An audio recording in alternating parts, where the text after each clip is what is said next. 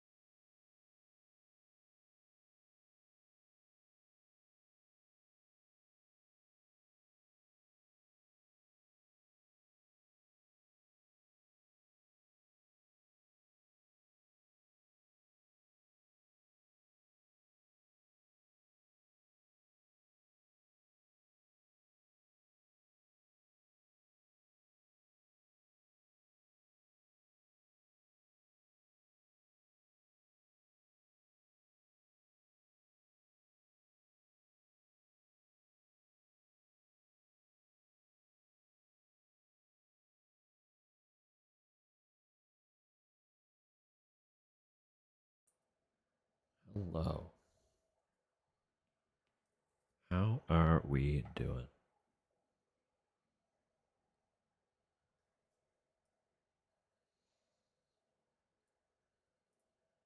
I tell you, it's hot. It's hot in this room. Sun's out today, and it's really going to town. On me specifically. Targeting me. Tell it to stop? I tried. It's a bully.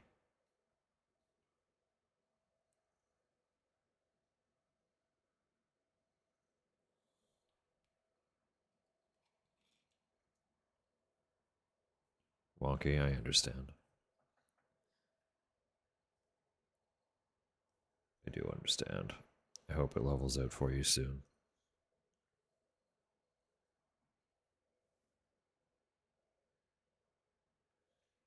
I don't know what kind of wonky, but like honestly, for the last couple weeks, absolutely same. Wonky all around. That's okay. We're here to play some video game, probably.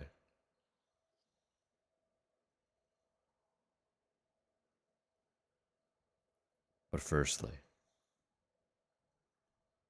good morning, Rose. And Kel rolling in with casual 85. That's a big number. It has been a pretty wonky month. That's, yeah. Uh, we signed a bunch of documents today. And at one point, I just looked at Tupper and was like, it's the end of July. And we were both just like, where did it go? What happened? It got swallowed. The month vanished. So, oopies. Too fast, too furious. Yeah, I guess so, huh? But we're doing okay. I hope you're all doing relatively okay and find the means to continue doing relatively okay. That's all I can really wish for. Y'all deserve to be okay. Um, I do kind of have a game in mind today. So I realized I have some things that can be played with little pressure, which is cute and fun. So we're not just like improving what the fuck's happening the whole time.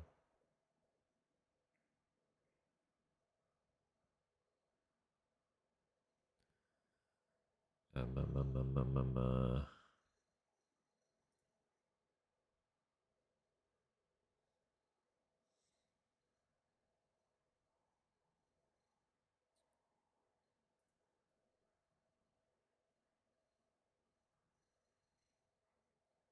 just realizing I'm pretty sure it played this song twice. I don't know why I did that. Anyway, um, I've kind of been on a kick, a little kick with this band.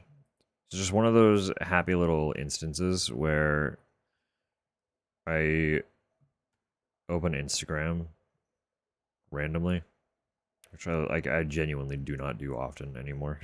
um, I just opened it to like look around, see if there was anything interesting going on, and it was just like, here's a band. You'd never heard of them. They're small. See what you think. And I was like, all right, yeah, sure. And now they've just been stuck in my head. So actually, if any of you want to be in and around London on Sunday, they have a live show going. It's like €8. You can get in for like less than €8. £8, probably pound. I don't remember if it was listed in pound or euro. but I don't know where most of you are actually located, so that might be unattainable.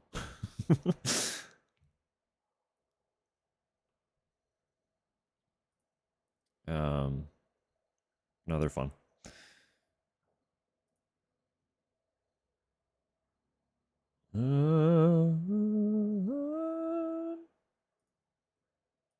As for always, I just like I had stuff that I wanted to chat about. My fucking brain is empty now that I'm sitting here. Why is this like this? Why does that happen?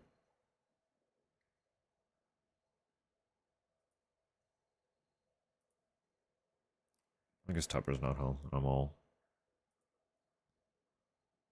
brain broken.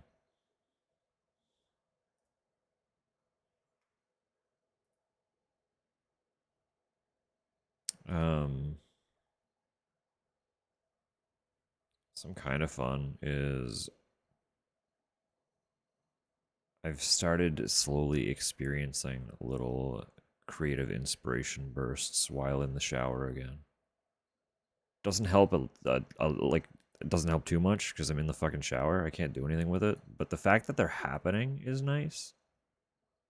You know, it's a good start. I'm hoping they keep happening. I'm trying really hard to get back into that headspace. Whiteboard for the shower. I should do something like that. Yeah, you're not wrong.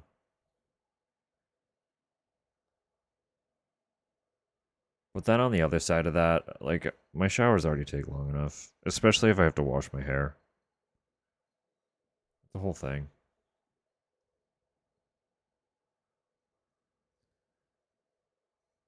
And I have an emote for writing this down. A notes emote would be good. I've been considering that too, but we're still stuck in that limbo of like I don't have a visual identity to make more emotes with yet. So, oh hell yeah. Hell yeah. Rose is taking notes.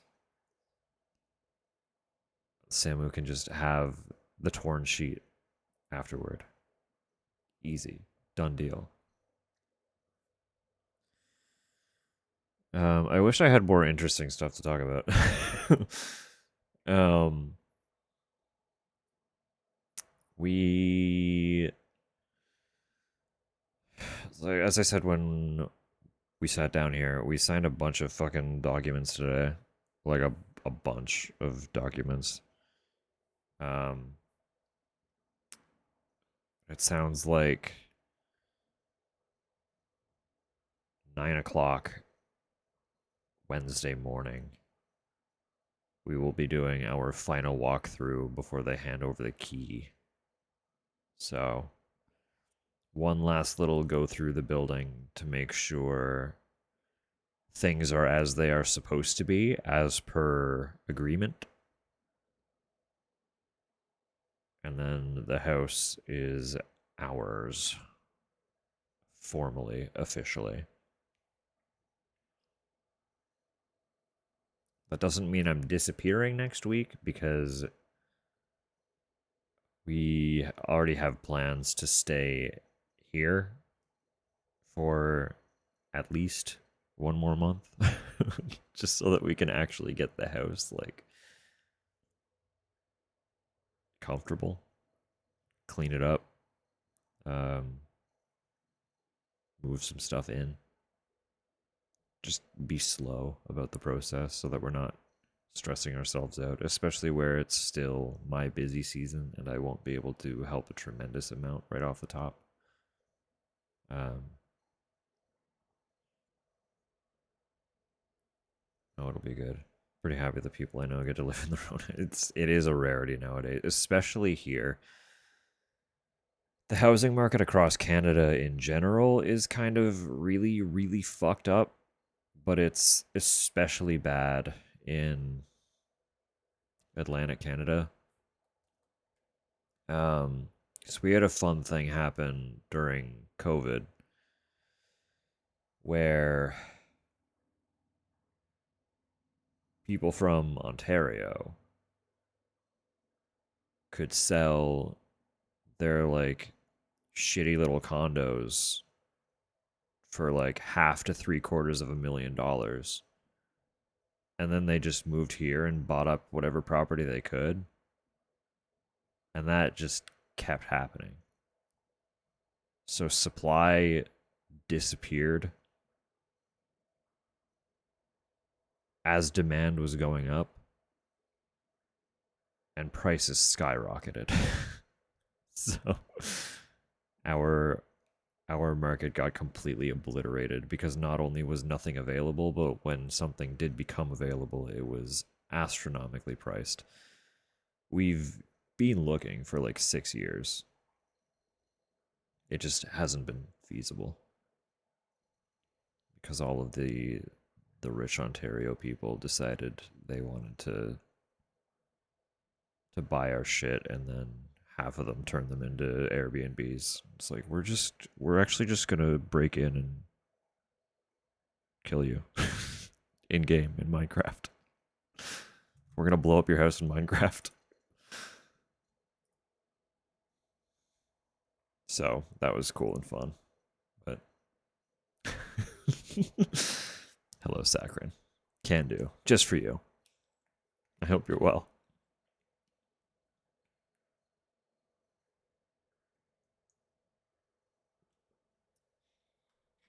We do need to do something really quick on that note.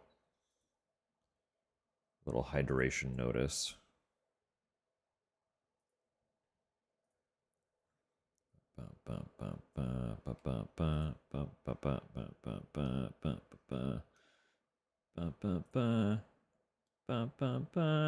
Don't mind me. Don't mind me just doing something real quick. All right. All right, job done.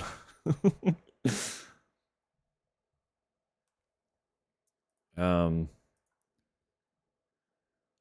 so today, games and things. Um I remembered as I was walking in our front door that a little bit ago, uh, Walkie sent me a game off my wish list. Uh, and I thought, maybe that would be cute and fun. So I looked up how long it allegedly is. Um, and it's short-ish. Short-ish. We can supposedly get through the content that it has to offer tonight. So I was like, yeah, fuck it, why not? Um, so some of you might remember when we played Late Homework, right? Yeah, cute game, cute little cat game, survival horror, short experience by Soda Raptor. Soda Raptor has another little game that's kind of horror. It's not really technically horror, but it's like adjacent. But it's about photography. And I am a photographer. so so we might do that tonight. It's called Interior Worlds. Basically from what I've seen for it is it's a just like a liminal space exploration photography game. So think like if you broke into an abandoned shopping mall and wandered around that at night taking photos. That's kind of the vibe that I get watching the little Steam preview trailer video thing. So I was like, yeah, why not? Yeah, why not? I don't know how in depth the photography aspect of it is going to be, but I think it'll be cute and fun anyway. So, usually I hesitate a little bit getting into like games about photography because my brain is so hardwired for how I actually take photos, and it doesn't really translate to controlling in a video game at all. But I think I think we can still have a lot of fun with it. So, um, see how it goes. We'll see what happens. All right. All right.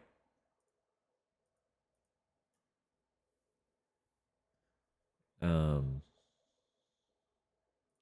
Oh, actually, there was another important thing that I did want to talk about, and that is I can't be around tomorrow, so this will be the last stream this week, and then next week is just kind of all up in the air. So I can't promise anything for next week, but um, tomorrow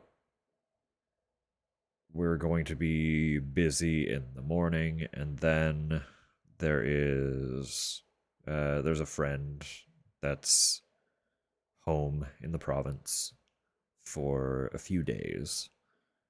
And tomorrow was kind of the only day that we could figure that lined up to see them. So we're gonna be getting dinner with them and stuff. So I won't be around. I won't have time. But I'll probably be hanging out in the Discord as always. Keeping tabs on what everyone's doing. And then I don't know, probably just once I'm home, fucking probably play more Final Fantasy VI, honestly. Having the opposite problem with 6 that I had with 5, in that 5 I honestly had all the free time in the world to pick that game up when I wasn't streaming, and just didn't have the motivation to pick it up and play it, so I wasn't playing much. This time around, I can't stop thinking about 6, but don't have the time to play it. So I've done very little. And I'm just like, I just want to play. I just want to play this game. But it's been very good so far. And I'm stoked that not only am I enjoying 6, but I get to finish 6 and roll right into 7. It's like hardcore double whammy back to back.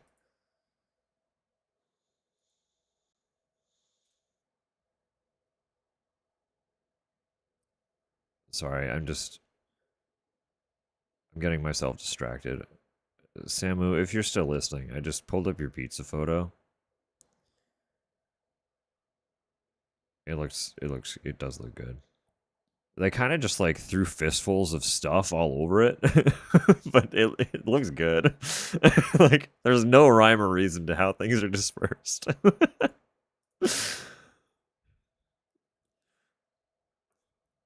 They've literally never done this before.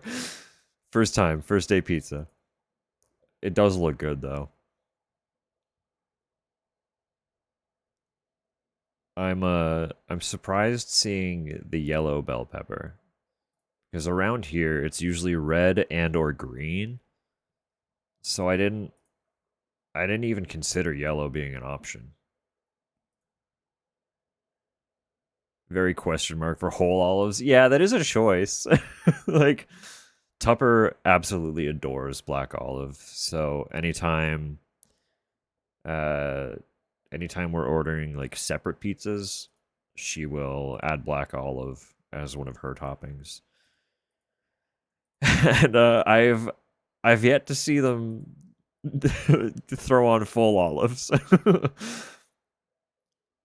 So that's quite a it's an interesting choice. But treating it like it's a cocktail garnish, but the pizza is the cocktail. Or maybe they just really were not comfortable cutting the olives. Olives are be a little stressful, you know? They're tiny. Knives are sharp. Maybe they just had zero self-confidence in cutting them up.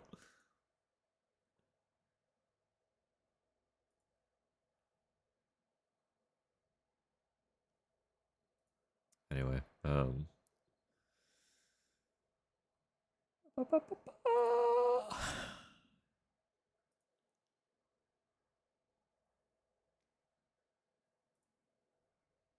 Guess I could. I guess I could get this game open. Oh, one of the things we're doing tomorrow too. It's our local Pride season, so we're having some Pride activities. It's Pride time, baby. We're getting extra gay.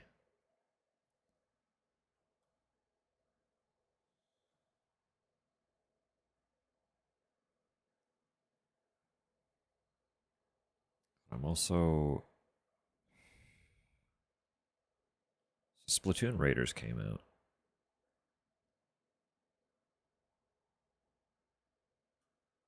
and I'm trying to resist spending the money. Cause like we house. I really want it. I don't want to wait. I'm pretty confident it won't like sell out around here, so I should be able to go to one of the local shops and just pick it up when I am ready, but uh, you know, I don't want to wait. Oh, actually, another fucking thing that I'm also money. Another thing that I'm money about is the fucking the Resident Evil Requiem amiibo are coming out the 30th, and their pre-order just went live on Nintendo's website. So I want the silly little Grace and Leon figures, but they're expensive amiibo.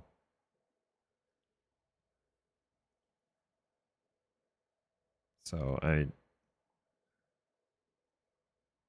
might see. I've already been messaging him a little bit about it, but I might see if Zach wants to go in on them with me. Get two of them, two of each of them, so that we both have both characters.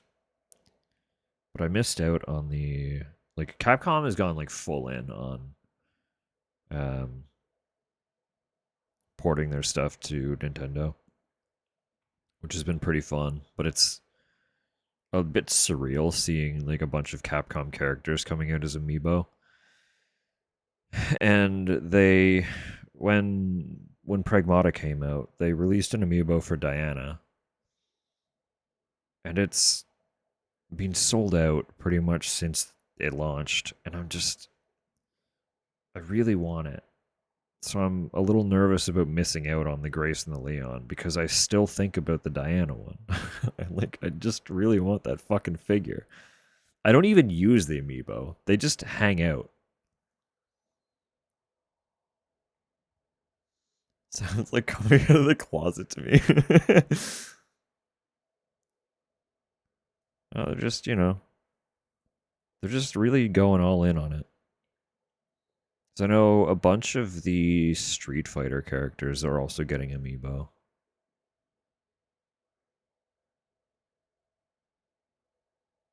And it's just funny to see Capcom be like, "Yeah, we're like a Nintendo company now." I'm not against it as someone who does not have a PS5 or an Xbox Series console, um, but wants physical games where possible. Uh, Generally, I tend to be into Capcom's releases, so I'm not against them leaning all in on supporting Nintendo.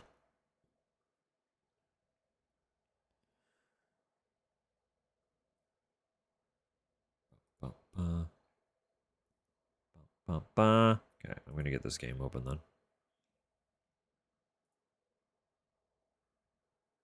It's here somewhere. There it is. So I haven't actually seen much of anything for Interior Worlds. Um, I just know it exists mostly, and the baseline concept of it that I described, just photographing kind of liminal spaces. Please, I'm just trying to change my category.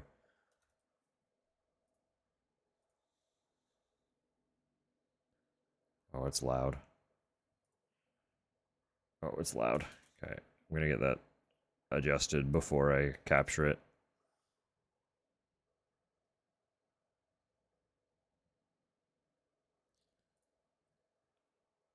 Please, it's giving me all my startup warnings. I just want to adjust my settings, please.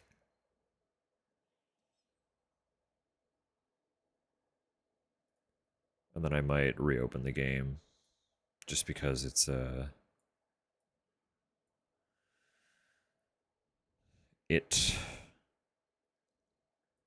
is a Soda Raptor game, and they tend to have really fun, like, retro PlayStation homages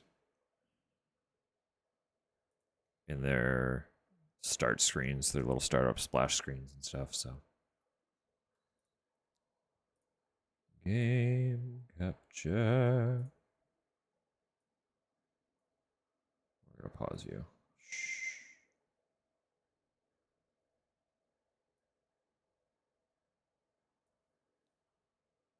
Is game making sound? It was. Hoping my splash screens are adjusted by the volume change that I made, but I don't hear anything at this point.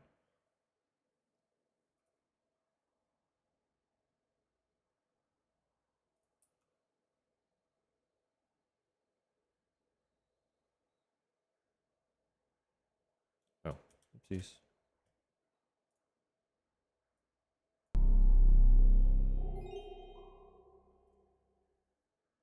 Dream Station.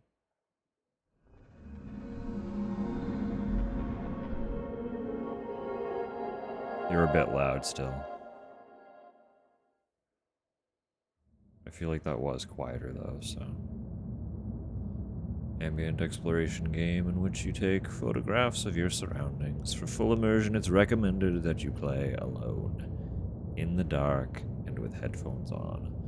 I've got 2 of those covered. I can't make the sun any darker, so I can't really help that part.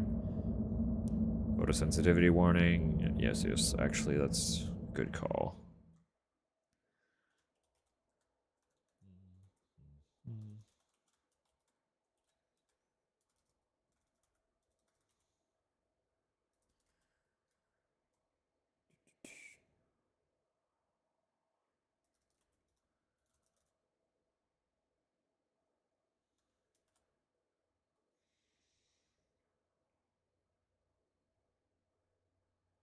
There's no menu sound at all. That's okay. If anything else comes up, I'll make a new pin, but I didn't really read that splash screen, so I missed if there was anything more to it.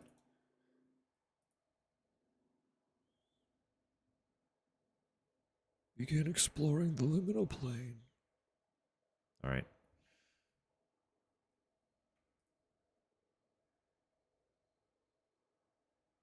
It is weird that there's no sound, right? Like, my game's not broken, is it?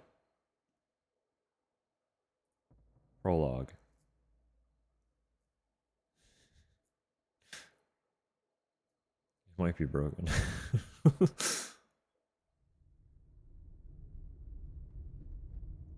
Oh, there's sound now. Okay. Once again, you found yourself on the move, unable to get any sleep. It's still a little loud. I'll turn it down more. You're nestled deep in the routine of another nighttime drive for some relief. It's 3 a.m. and the immense absence of light envelops everything around you yet.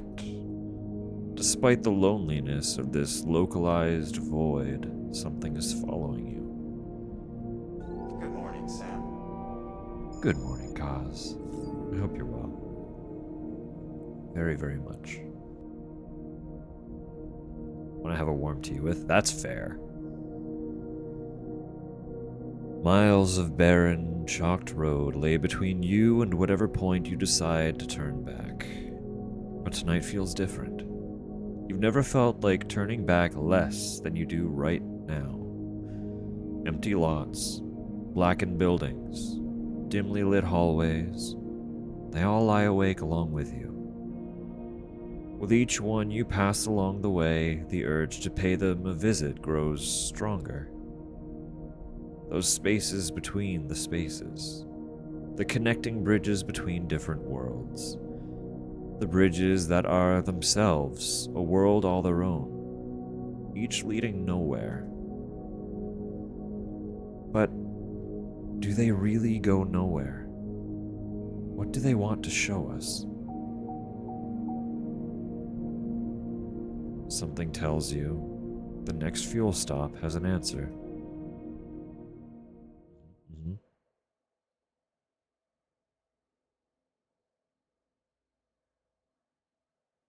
I assume that's because my controller's plugged in. Let me just, Oh, good news. That changed nothing. Why are we doing this? Hello? Just gonna turn you down a bit more because I am quiet and you were less so.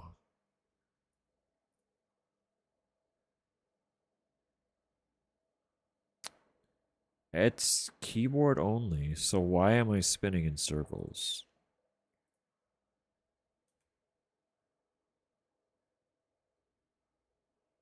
It fixed itself. We're good. Oh, I'm so floaty. I have momentum.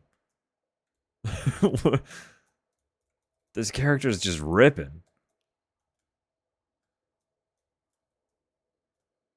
And there's seemingly no sound again. Maybe my game is just bugged. Maybe I gotta reinstall it. I should have footprints. Footprints? Footsteps, right? Door should make a noise.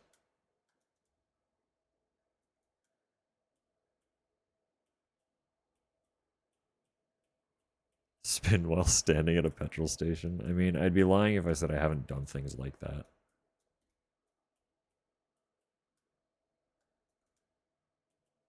Okay, I'm gonna restart it again because I greatly doubt that there is not meant to be noise here.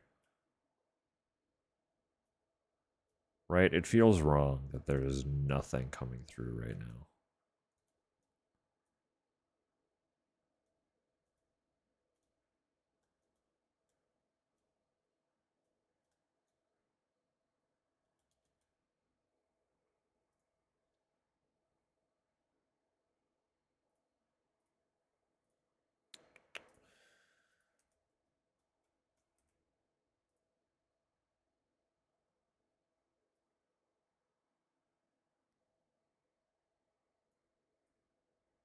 There should be ambience and there should be Foley.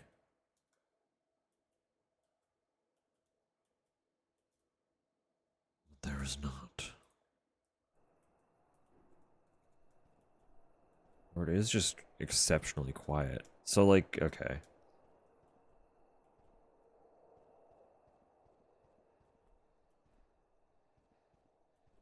So we're running into an issue of the game itself being far too quiet.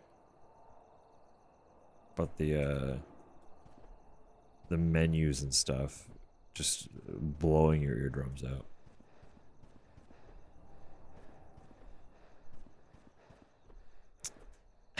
Well, it's okay. We'll live with it. So how do I do anything then? Tab, move, crouch. Okay, perfect. We have been jogging. Oh, we can lean. Okay. Advanced film. It's like reloading. Yeah. Toggle flash. Cool. You can toggle it. I like that.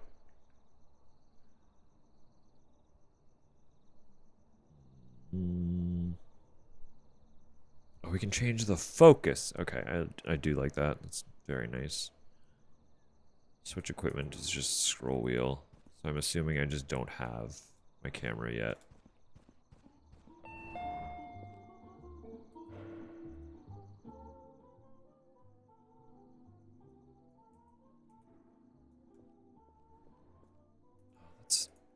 The volume control is dramatic.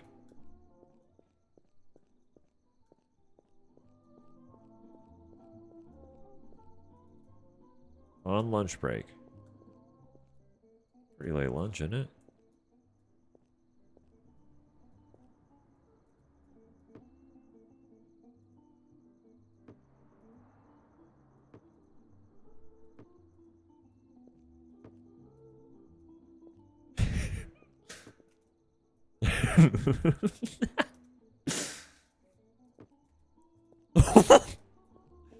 Okay. We're having a good time.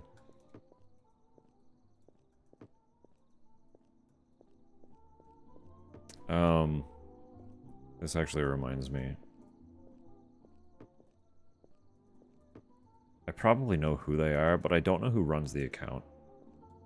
But there is someone around here that runs an Instagram account that is basically just like documenting wet floor signs. So like people will find wet floor signs and send them, like send the account photos of them and they'll just upload a bunch of photos of wet floor signs everywhere. Am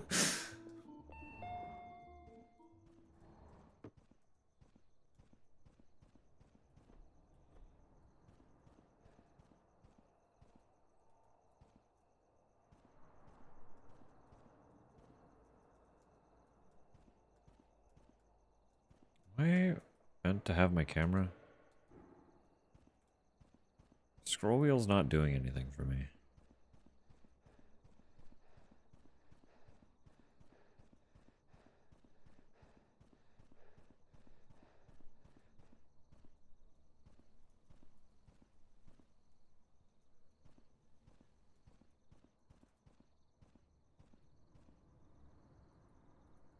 But I feel like I'm meant to already have my camera out.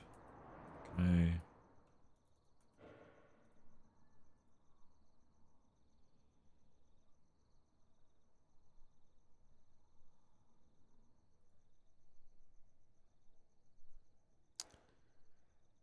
I? Uh-huh. Uh-huh.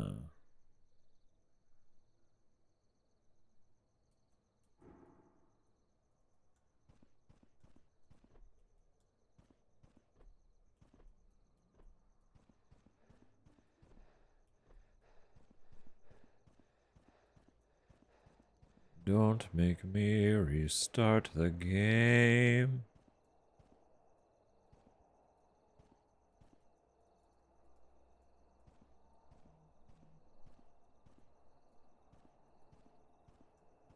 Yeah, I'm not finding shit. Okay.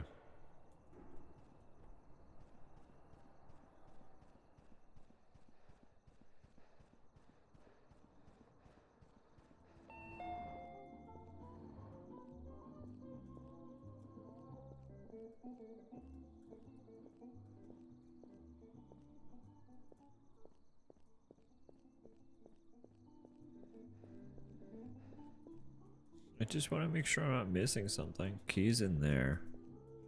That's unsurprising.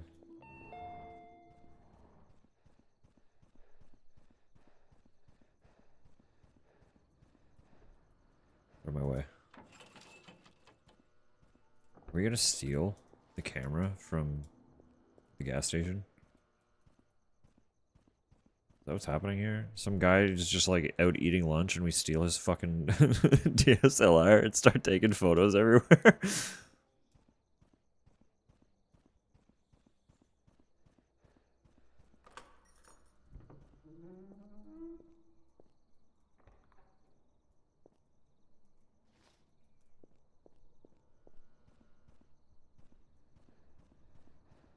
feel like that's exactly what's about to happen. We've just rolled up here and we're about to steal someone's camera.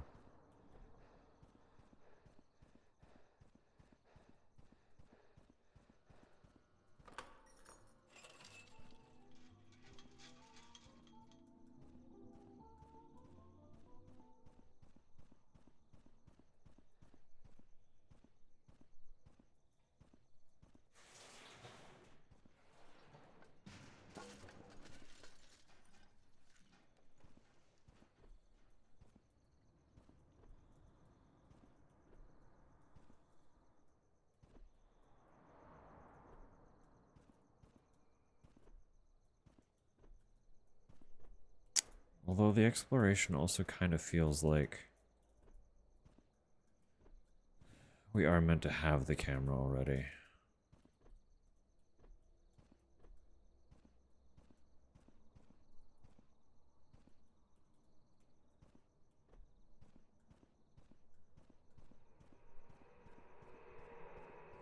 Oh. Or not.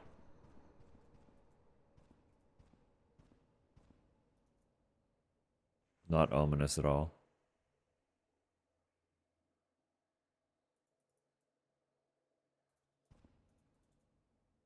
Pretty to my eye. They are very nice.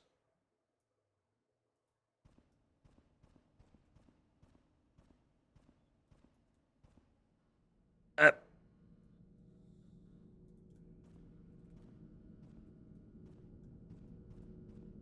So we moved a dumpster, walked into a mysterious door between... Oh no, we're back.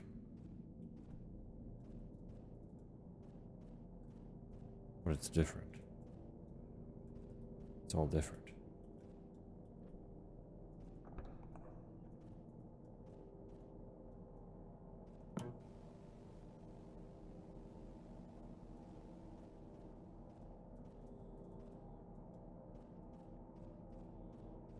Still can't actually take the camera out.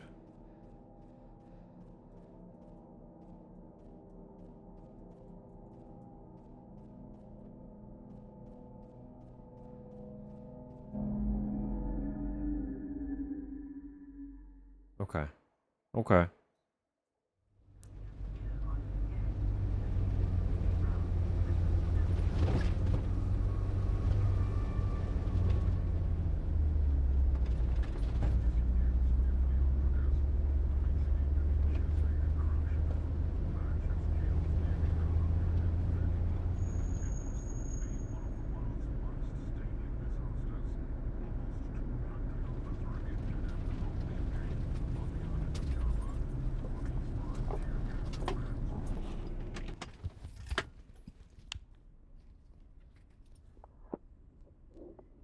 Cano. Don't put your thumb on the lens. What are you doing? The fuck was that? Why would you do that? Dude, come on, man.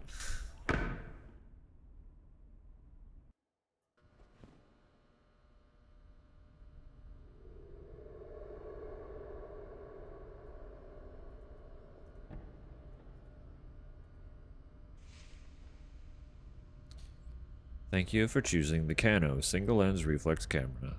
In order to get the most out of your camera, follow these instructions. Snap a photo, press left mouse, yep. Advance film with R, toggle flash with F. I cannot understand the balance of this audio. Frame a subject more accurately by holding right mouse, yes. Adjust focus with the scroll wheel and zoom with Z or X. While in viewfinder mode, points of interest may appear nearby. Take photos of these locations. Once all photo ops have been captured, follow the brightly lit exit indicators. Sure. Smoky anomalies may represent the most lucrative photo opportunities. Listen to a distinct heartbeat while something. They're watching, I think, was written at the bottom. So let me quickly just do a little one of these again.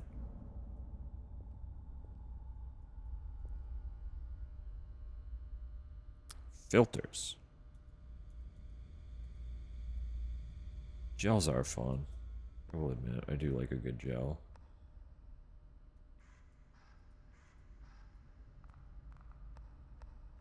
Ooh, okay, I do like the depth of field control. It's very fun.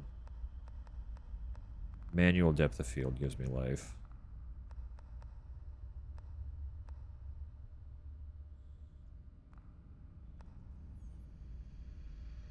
Honestly, because we're shooting in the dark mostly, it's all going to probably be a really, really shallow depth of field.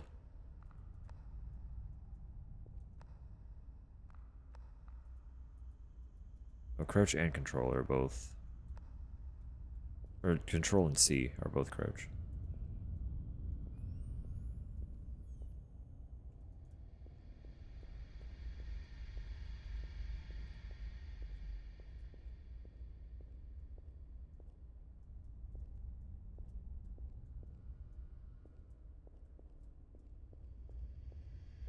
See if I still know anything about anything.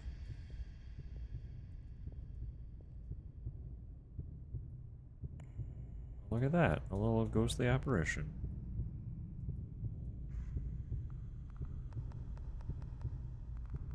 How do I know when it's in focus?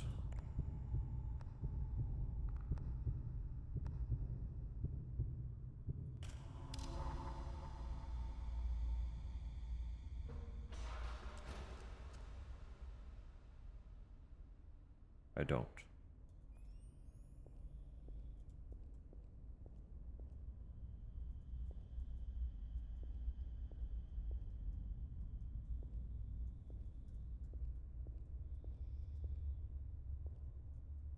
Like, I used to be like a macro photographer, so I'm not really. This kind of thing isn't quite what I used to shoot.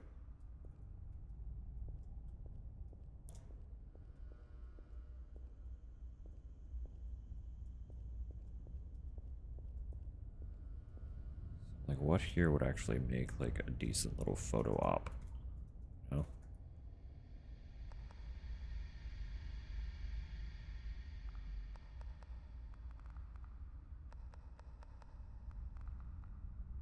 Hello?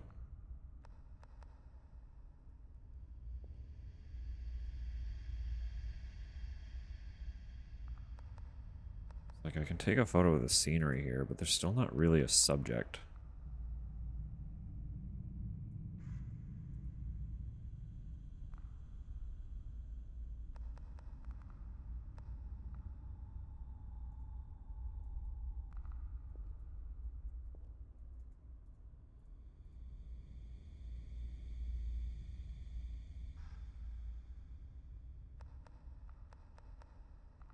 There's still not really a subject. And we'll keep looking around, see what other fucking photo ops there are then.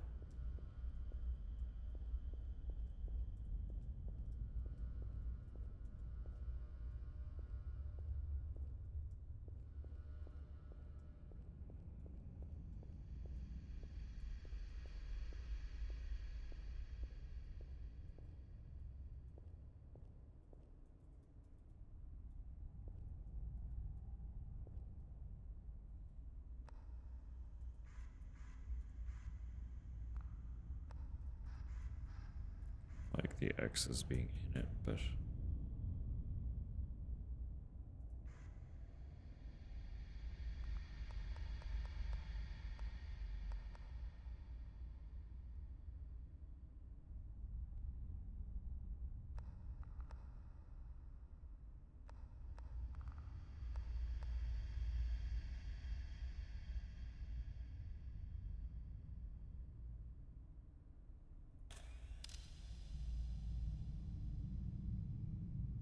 can I see the actual photo though? See if I hate it or not. It was pretty tiny.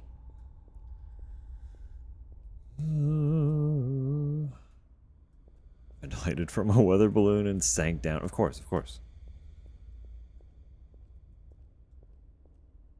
And then the pressure differential from the camera clicking while snapping a photo made it blow away.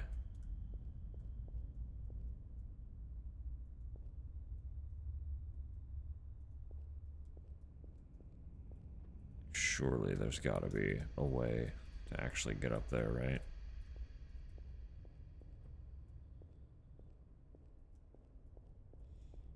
Okay, what is this then?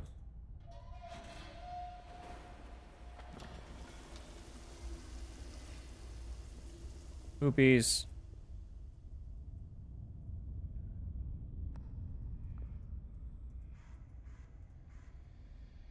Motorcycle.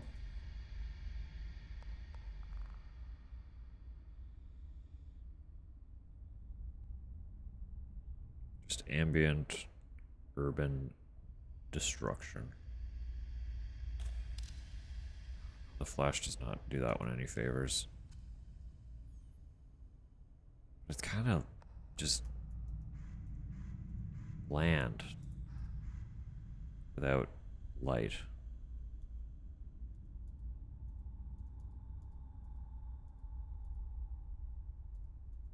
Filters don't really do it that much favor either.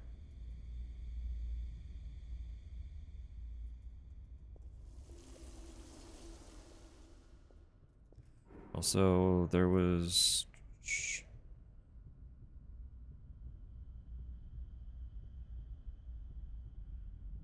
Never mind, that's not one of the things. I don't like that my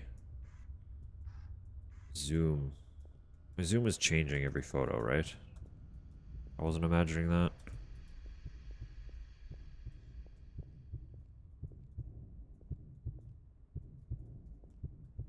It made it look briefly like a face.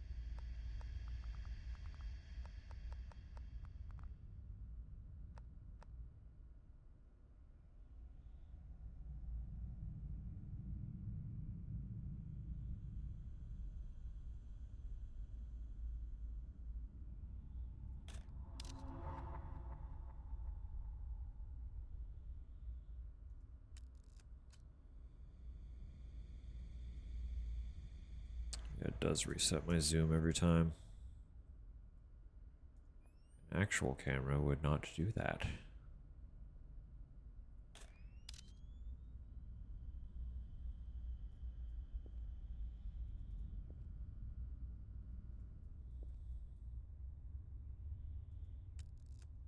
So right.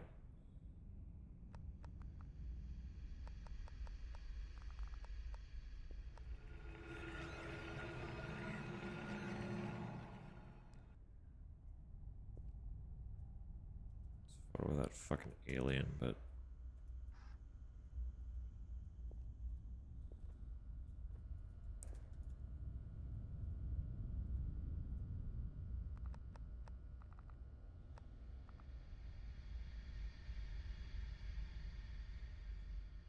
like the police tape and the alien in the same shot.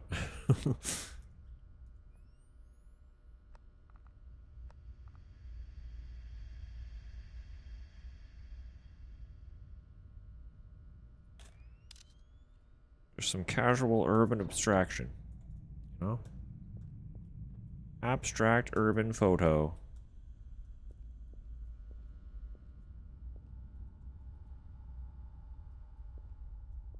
Fuck you.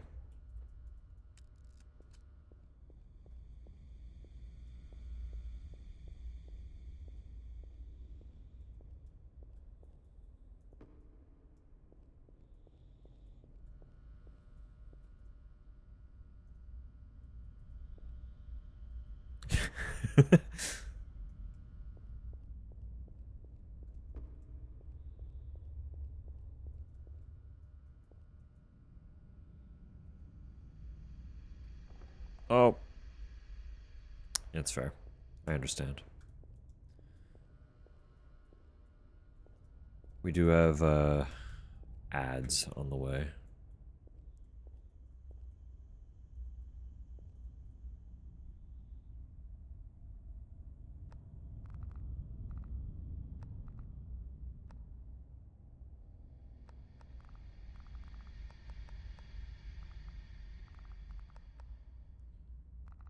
The thing I'm wishing for the most is the crosshair, the little prism in the middle.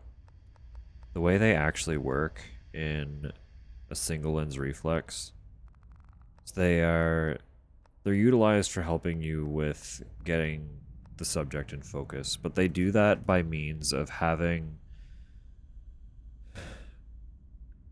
It's like when you can see how it's split in the middle, right? Like it has that line through the horizon.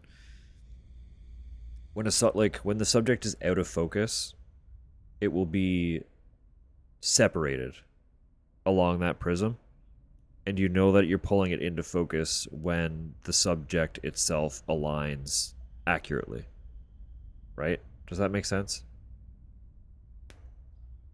But obviously that's not happening here. Like it's fully out of focus there, but the post is still one complete unit.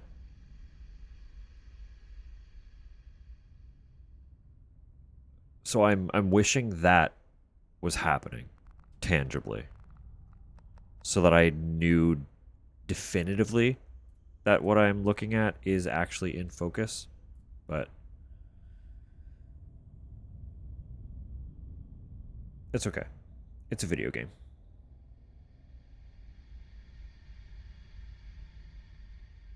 Ads over. That was like the fastest, shortest ads in the West. I don't think you really missed much of the explanation. But we are going to just sit here and wait the ads out so that anybody who is stuck in them doesn't miss any gameplay.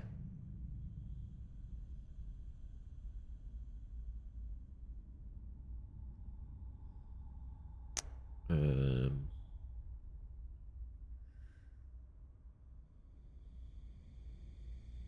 Actually, hang on. While the ads are rolling, I'm gonna go get my camera because I do have a film camera downstairs. I'm gonna grab that just to kind of compare.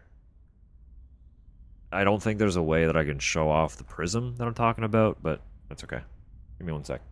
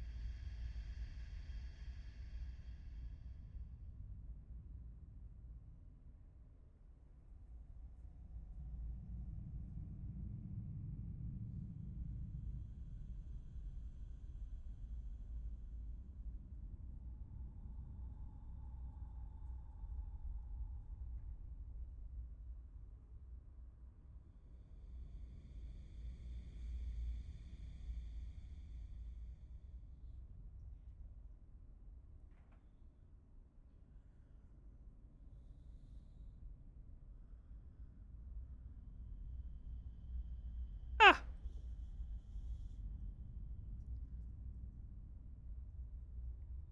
I did grab both of my cameras, but I'm just gonna show off my film camera right now since we're playing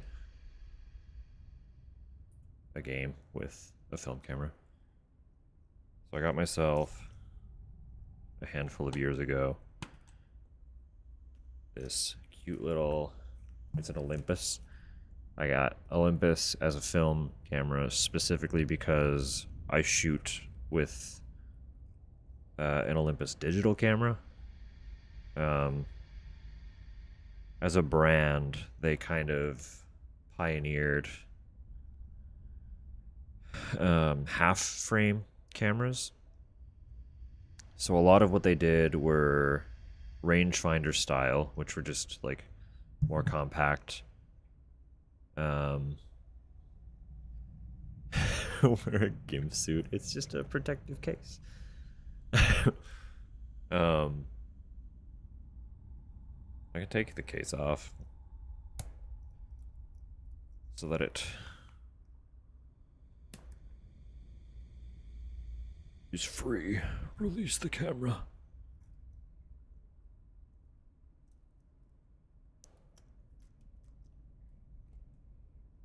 It's just this cute little thing.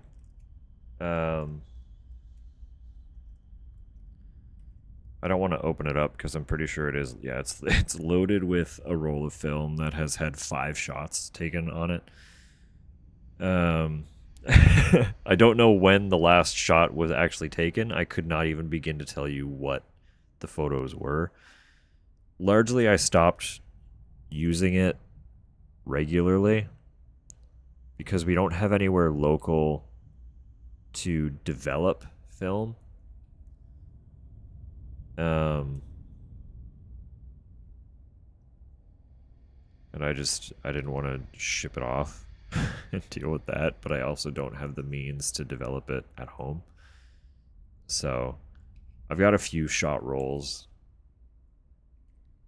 that have been just chilling for years now.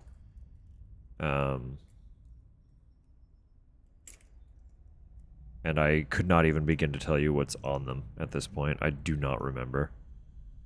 I don't even know what type of film is loaded into this one anymore. The camera is currently set to 400 ISO, so I know that that's what speed the film was, but I can't tell you if it was color, I can't tell you if it was black and white, I can't tell you what brand the film was made by. It's just in there, and I'm gonna have to shoot it to find out what it was. So, whoops. Don't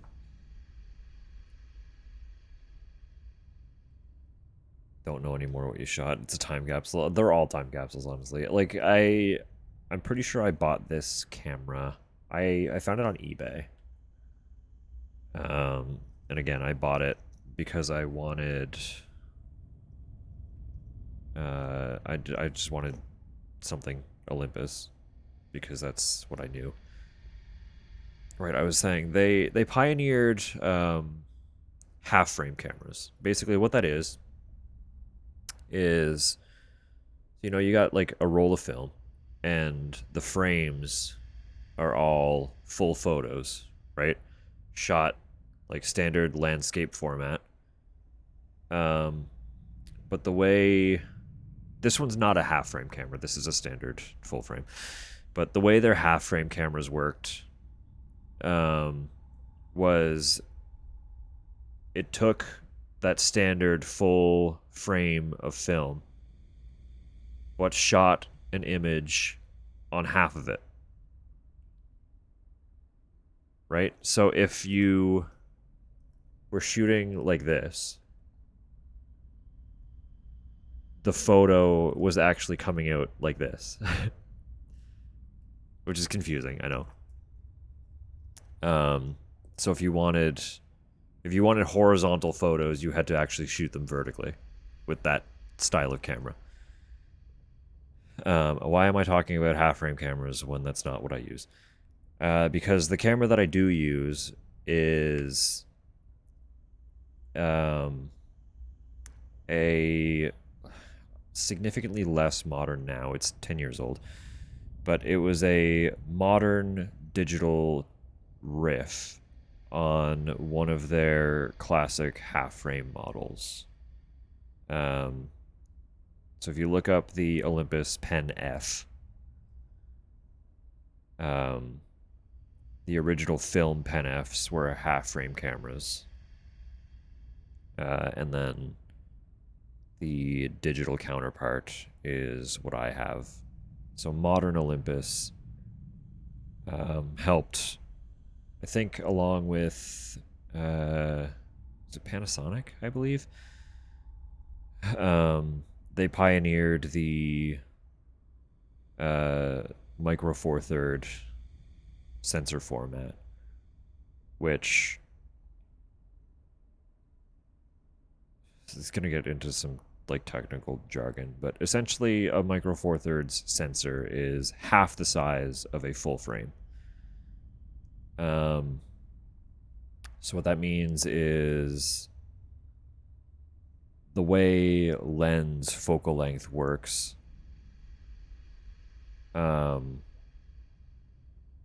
everything is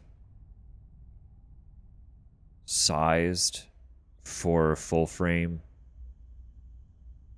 but translates differently depending on the type of lens. So like a 300 millimeter lens is 300 millimeters on a full frame camera.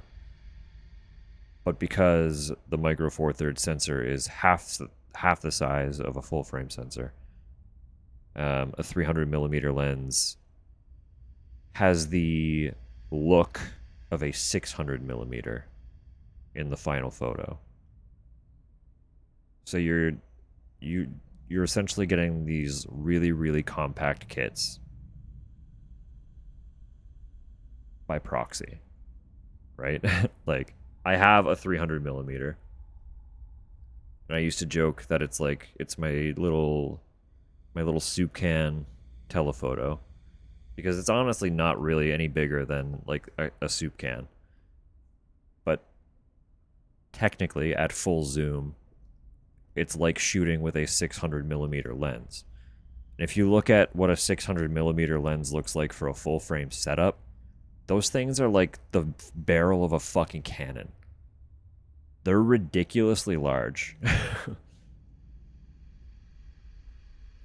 So to have this tiny little soup can lens that shoots at an approximately equivalent image quality, pretty sweet. Pretty sweet. Super compact. So they're great, they're great travel cameras and stuff.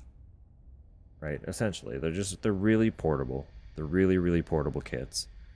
I can have my full camera kit in just like a shoulder bag. Like my camera bag is not large. I did bring it upstairs. Let me properly grab it.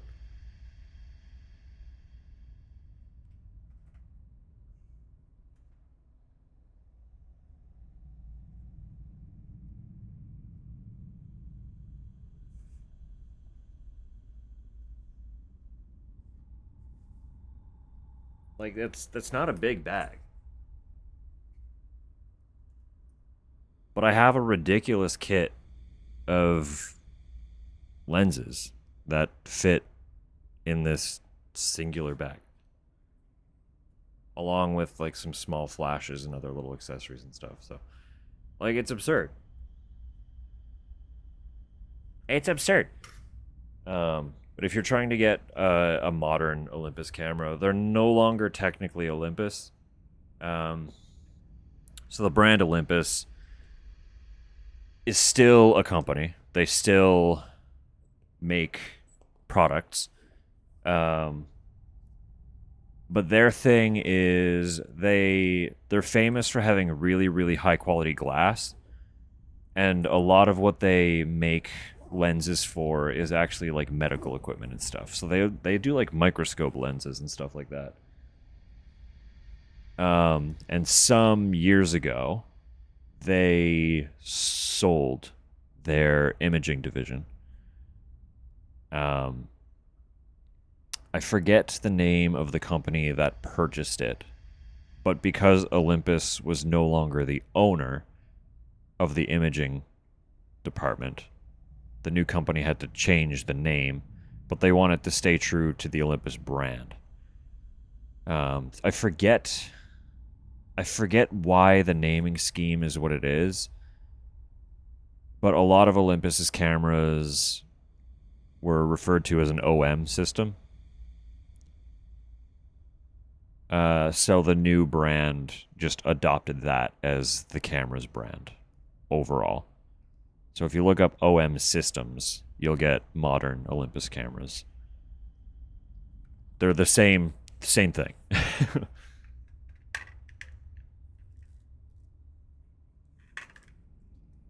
Yeah, look at this. Look at this little setup. Technically, through the magic of maths, this baby is a 600 millimeter lens. Look how tiny this is. 600 millimeter. I guess technically this is the 600. This is 600 millimeter. Isn't that fucked up? This is this would be 75. I can't math. 100 something. 75 times 2, 150? Right? 150? So this is a 150 millimeter. This is 600. 600 millimeters average. Hello, Jordan. Wild work. Yeah, they're great. They're great little cameras. The only drawback to Micro Four Third is because the sensors are so small. Image quality tends to degrade really quickly. So I do not have like any modern digital camera, I can change the ISO to make it pretty high, but noise gets introduced really, really quick versus a full frame where you can get away with cranking your ISO to, honestly, with modern sensors on full frame, you can probably get like at least into the couple thousands of ISO before you start getting any notable noise degradation.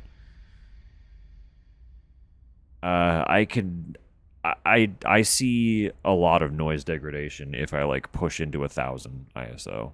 Like that's going way too far. So drawback is I can't really do a lot in low light.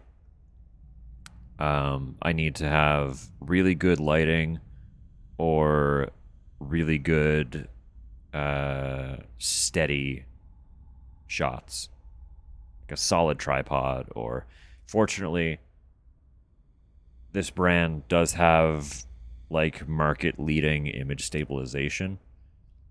So even where it was like it was only starting to get introduced when this camera came out, I can still get some pretty absurd handheld shots at like low shutter speeds. So like I've handheld some macro shots at like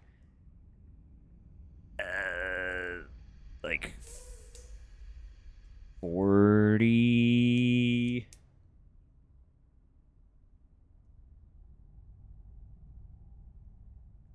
something like, yeah, like 40-ish.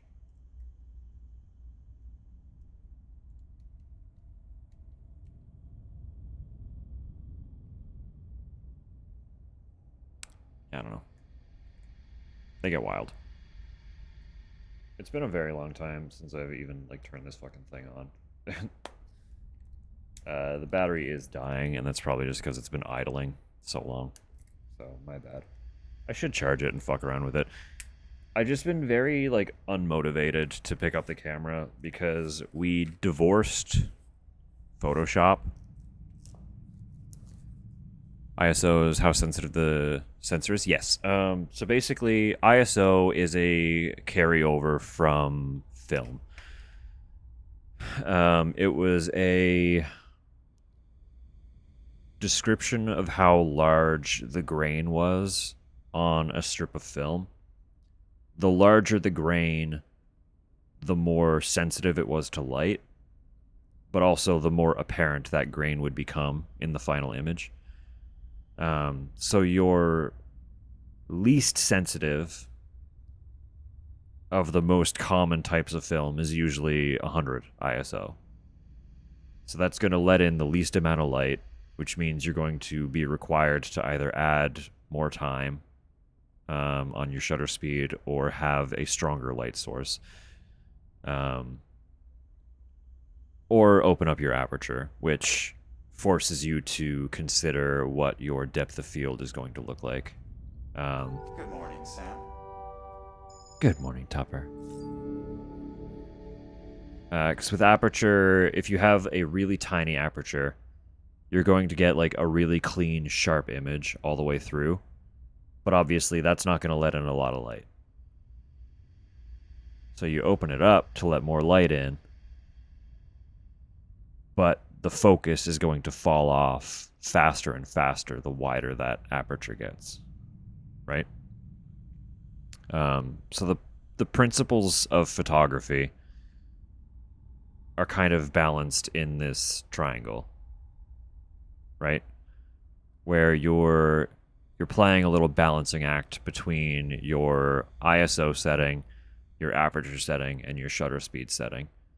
Because if you are adjusting one of them, the other two are going to have to follow suit if you want to keep things exposed properly. Because every single thing is going to either let in more or cut out more light. So it's all very important. It's all very, very important. So typically you pick one of those things. Well, usually it's between your shutter speed and your aperture, right? Primarily focusing on aperture most of the time because that controls the depth of field, which has the largest impact on the final look of an image under kind of standard circumstances until you start getting into things like sports photography, where you're probably photographing things that are in motion.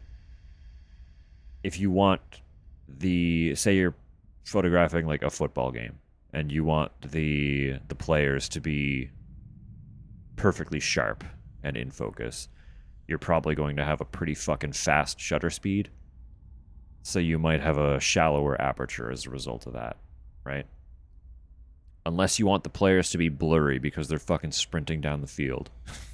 In which case you can slow down your shutter speed a little bit. But a slower shutter speed means that the shutter is going to be open for longer, which means that it's going to take in everything it sees for a longer period of time, which is why you get kind of a blur if things are in motion in that time. So, you know, it's a little bit of photography 101. Here's another funky one for you. So kind of the standard for like natural look, as in like an image that appears closest to what it would if viewed through the eye. You tend to look for like a lens of about 50 millimeter focal length. So because my lenses are doubled, that means that to get that look, I needed a 25 millimeter. So I bought a 25 millimeter prime lens, and look at how baby it is. It's so teeny tiny. Isn't it cute? But this one, being a prime, it has a pretty wide aperture. This one opens up to 1.8. Olympus does have prime lenses that open wider, but the wider they get, the more expensive they are. So, this was the cheapest option. So, show off yours. As like a comparison, I could actually hang on. That would be a great example because I'm pretty sure Tupper also has like a 300 millimeter. So one second. 300 or is it a 150? It might just be a 150.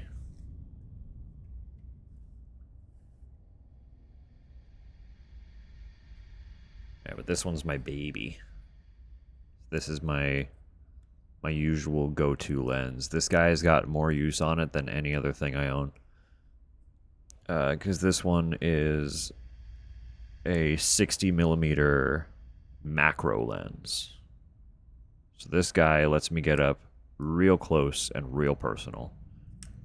Because it has this funny little thing here which is basically the macro adjust. So it'll adjust a part of the glass inside the lens so that I can focus much, much closer. Because typically lenses have focus fall off where you can only get, I forget what the proper term is, but basically there's like a point where when a lens is close enough to a subject, it can no longer focus on it. So the closer you get, the more blurry it is just by default. But I can adjust that point with this lens, and it lets me get really fucking close to the subject. So again, being a macro photographer, that is exceptionally useful. Let me put this down and grab Tupper's camera. One sec. Because the Tupper, where I shoot a Micro Four Third, Tupper shoots a full frame. So we get like a literal, very direct comparison. All mirrorless, by the way. They're not. Neither of our cameras are SLR cameras. There are no mirrors bouncing around in them. They're all mirrorless cameras. So, one sec.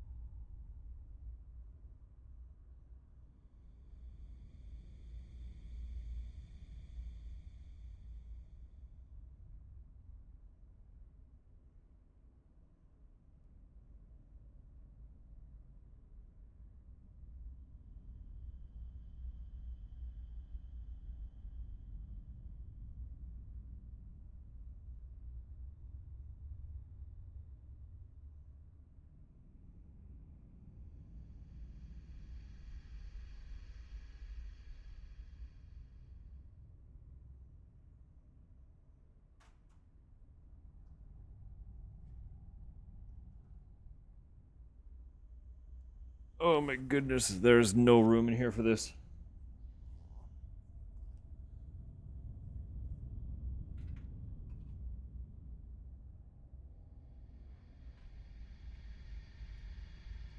As a reminder, my camera, sporting a 75 to 300, which translated to full frame is technically a 150 to 600 millimeter lens. Technically.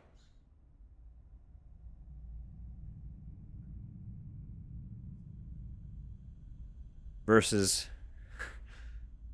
Tupper's sporting a 70 to 200.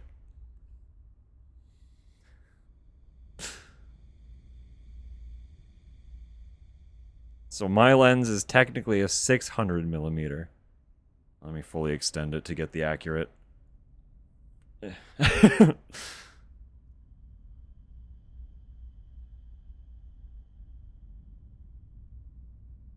Right? It's just a little different.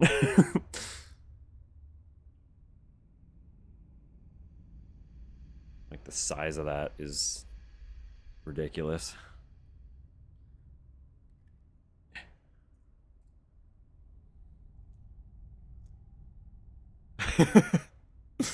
Hello.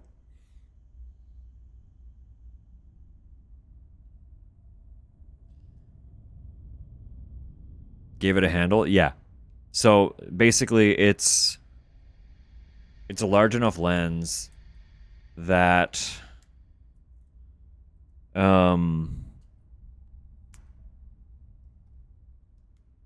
this is actually it's a tripod mount.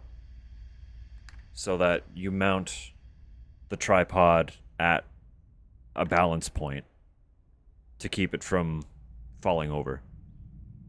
So instead of mounting your tripod here and having your lens be super like top heavy, you mount it here and it keeps it balanced. That way if you have to step away, your tripod's not going to fucking fall forward and destroy your probably several $1,000 lens. So no tripod or monopod, yeah. So, you know.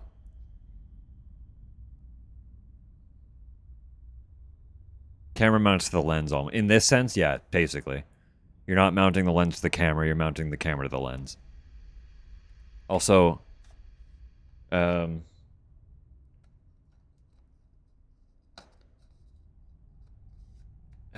flare, KJ, what this does, it's a lens hood. Right? That comes off. So what a lens hood does is prevents like solar flare, lens flare. So that will help block light that is coming in from the sides, which would catch the lens on an angle and cause a flare to cross the image. Sometimes you want that to happen, but most of the time in professional settings you do not. So most lenses will have a hood attachment. Some of them come with it, some of them do not. But pretty much every lens has one available by some means. And you just buy them to keep the light from causing unwanted effects to your images. It has a hat. It has a little hat. So that's all that is. But Tupper's is a very fancy lens. Mine are less fancy, but very portable. Very, very easy to take around. Like, with this alone, her camera almost weighs what my entire kit does. so, you know.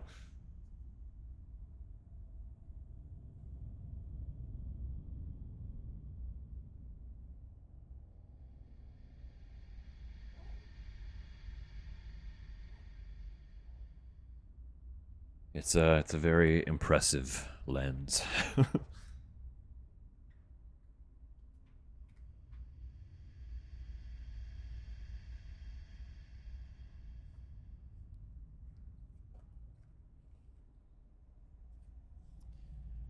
I'm just getting my stuff put away.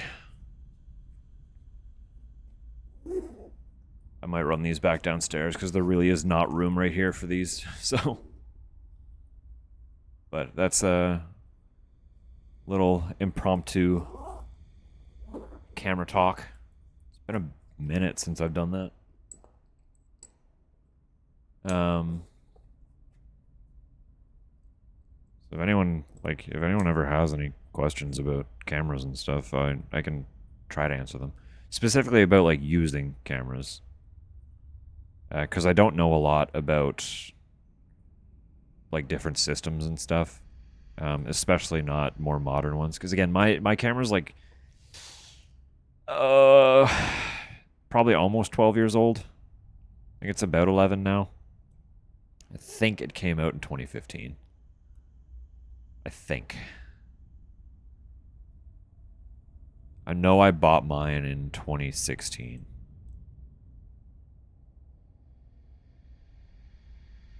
I believe.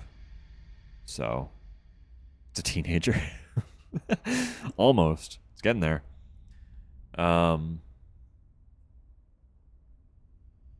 Yeah, so more modern. I know less and less about because I just like I haven't kept up because I haven't been shooting in the first place. Because we divorced Adobe, and I haven't taken the time to find a replacement editor. So I don't have a software to edit my photos with. So I haven't been shooting because I don't have a way to edit them. And that's just a matter of like trying some things out and seeing what I like. I'm going to have to learn a new thing regardless, and that's been the biggest block, is just knowing that I have to learn new software. When I knew Photoshop fairly well, So all in time, that'll come around. But give me 2 seconds to put these away, and then we can continue the game. We've been yapping about cameras for like 40 minutes, so 1 sec.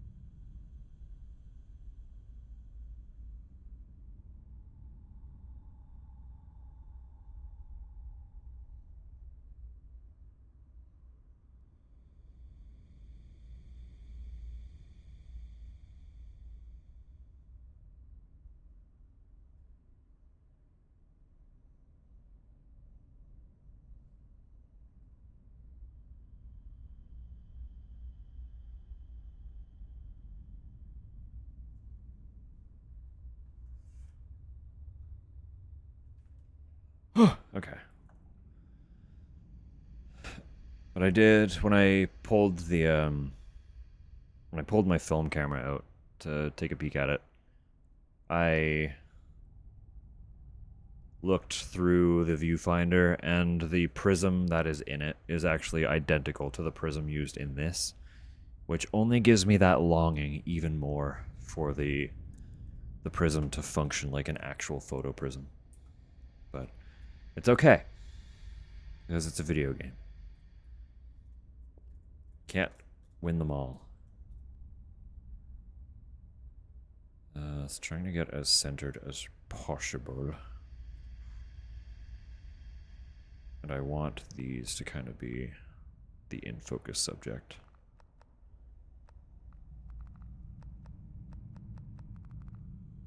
You can see what I'm talking about, though, how it's like difficult to gauge where the focus is actually landing.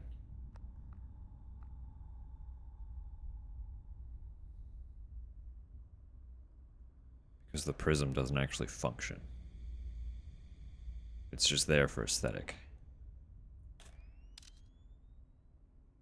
That one might benefit more from no flash. And again, I wish the zoom didn't change every photo. There's no reason for that to happen. At least it keeps the focus. That's something.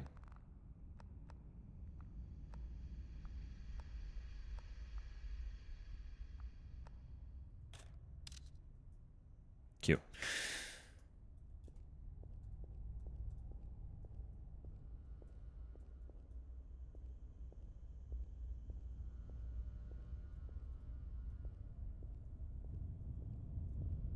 Just there's something about like a line of lights.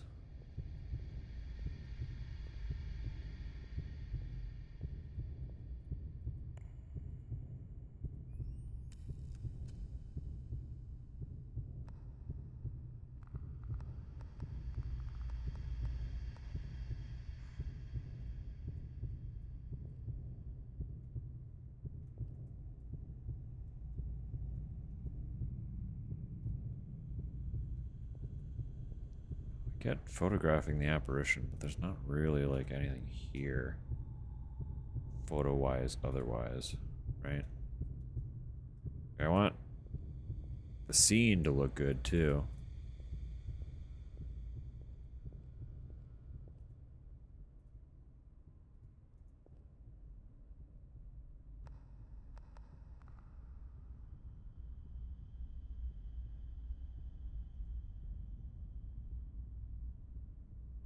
Sud.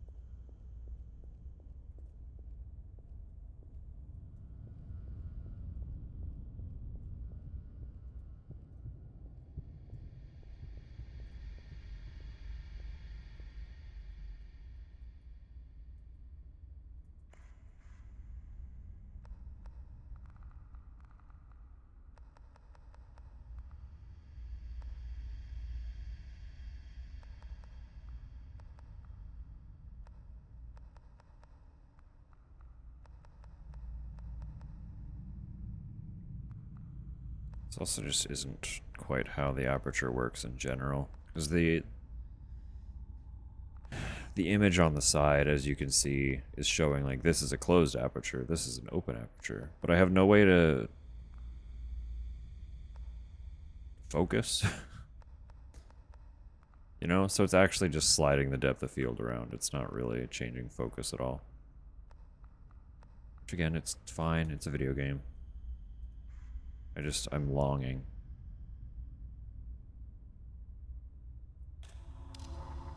Can't help myself.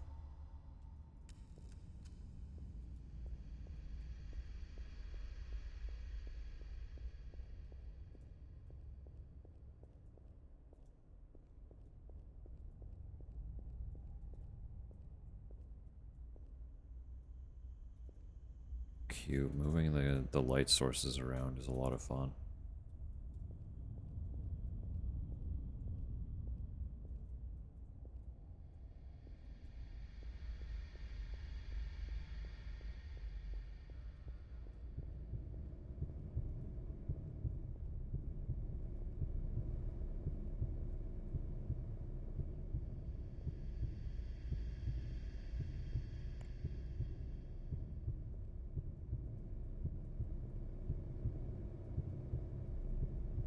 Oh, it's above me.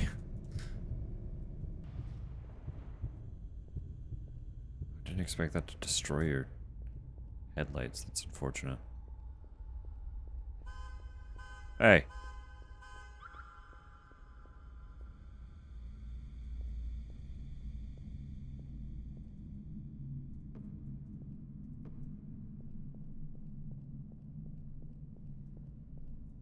But I can't, like, rotate this, can I? It's just in the angle that it's in. Ugh.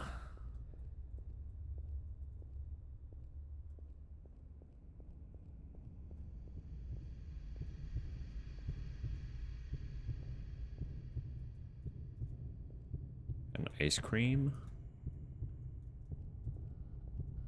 An ice cream, eh? Tupper.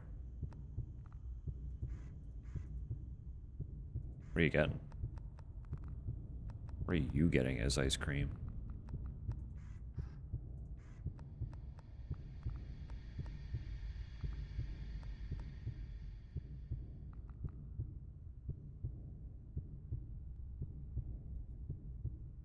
Sunday. Sunday.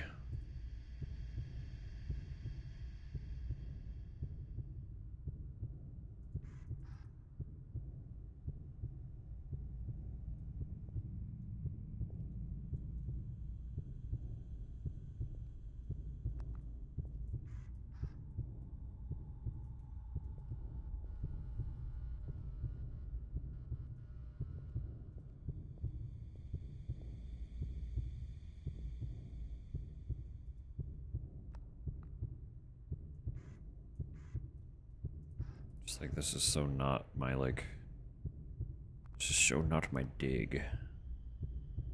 Urban landscape photography is really not my world.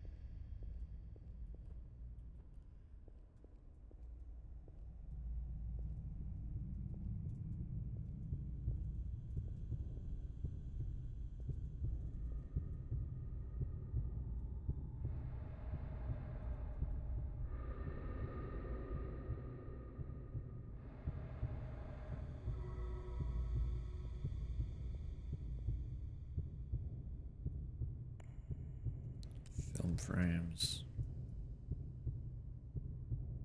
Camera filter. Oh. Cute, okay.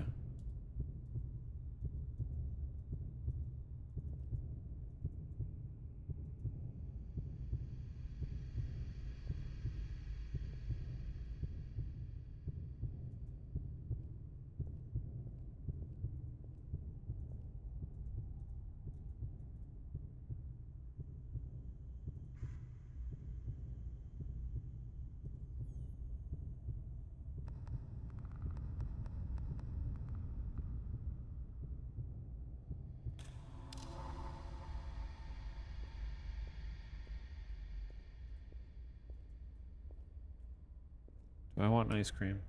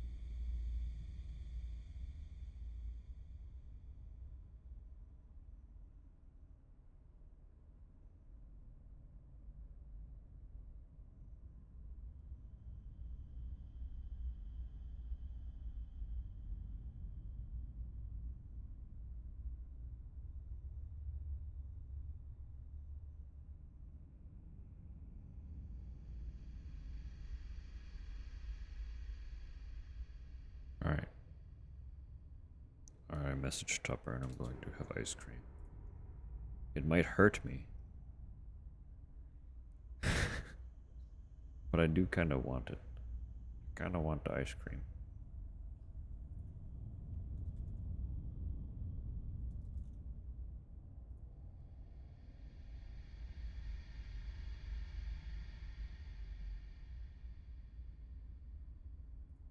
Just a little ice cream.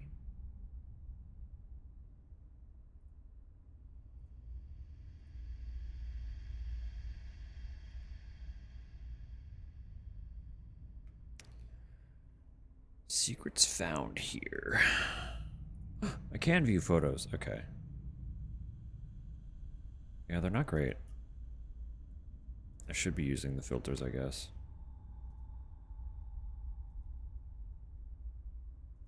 It's just kind of like here. The apparitions. Maybe I do just use the flash. That's at least a little more interesting.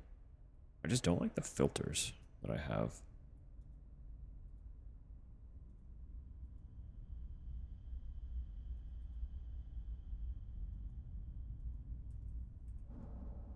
I don't know. Maybe the next environment will feel better to me.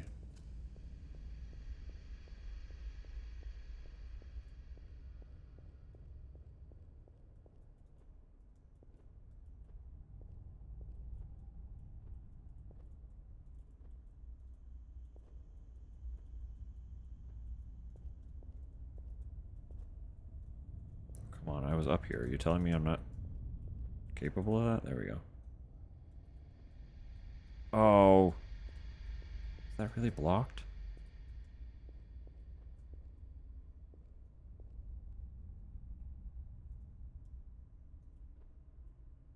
Oh, it's not tangible. It doesn't exist.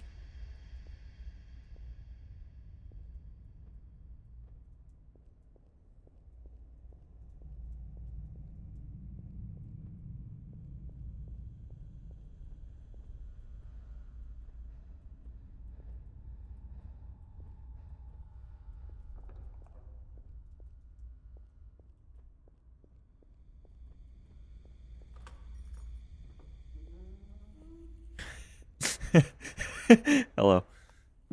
Hell yeah.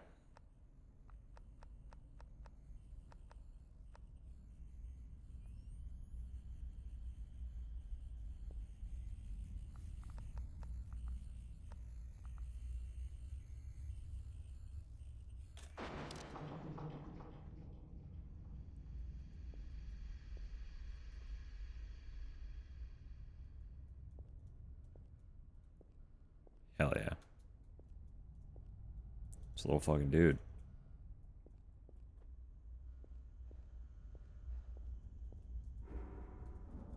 So there are 2 more photo ops. I feel like the red key is giving leave. Leave the zone. So I'm gonna double check this floor first before we go back up.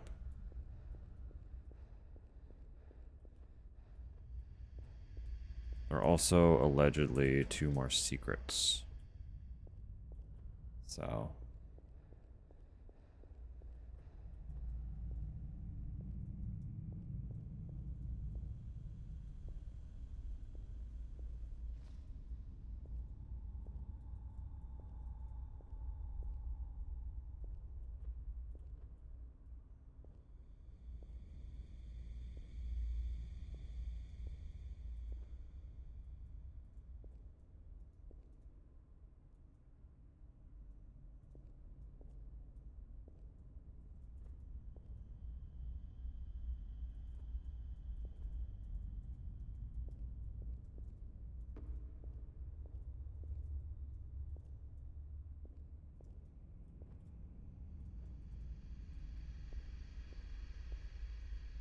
sorry, I feel like I can put this through the world. I wanted to use it to try and get up on top of one of these, what are these called? I don't remember the name of them.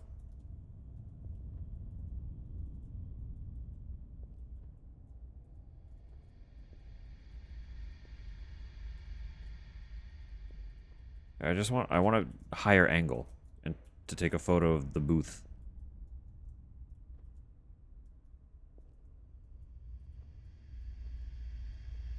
And this is a little bit what I mean by like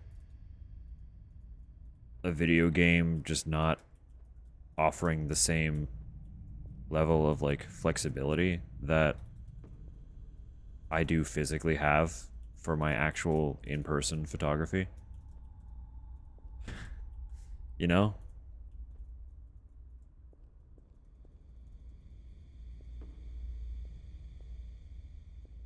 Because I would just stand on one of those if I were doing this in person. And it would be fine. The other one's better. The other one's a better angle. UPO. Unknown photography object. Very good.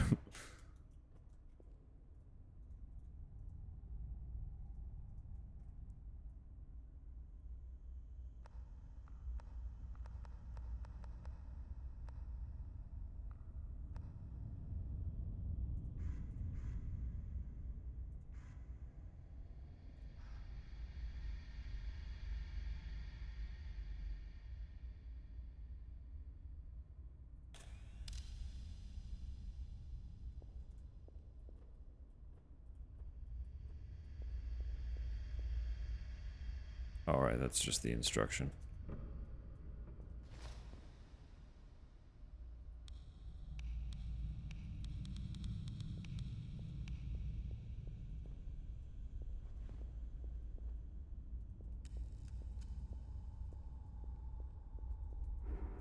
That didn't count as a secret, so there are 2 more secrets just floating around here.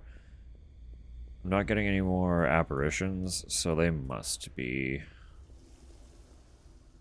through the red door.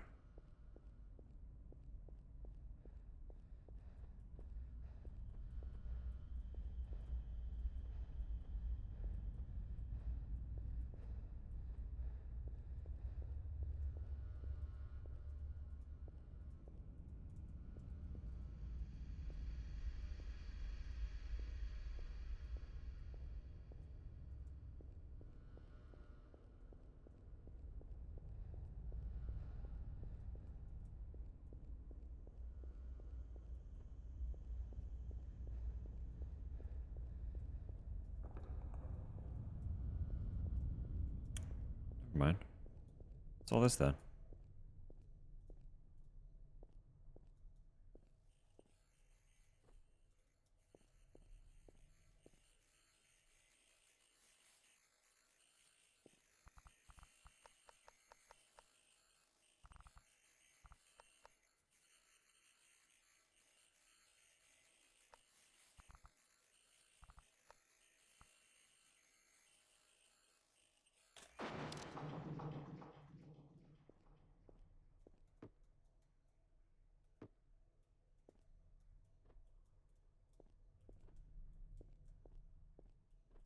The secrets are just little grays.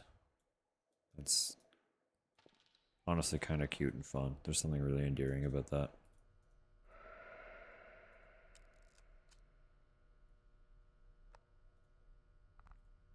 I think I missed a jump scare because I didn't have my film loaded.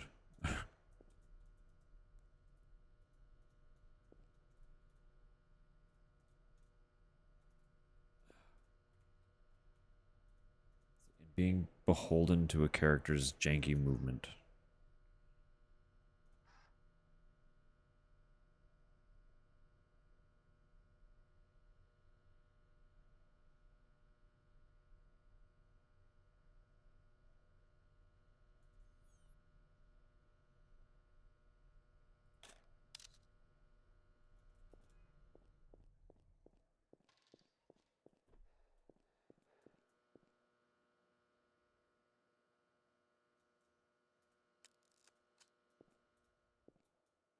I don't know.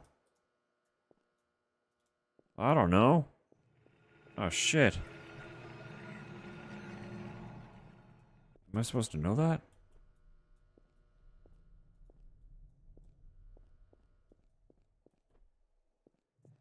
It's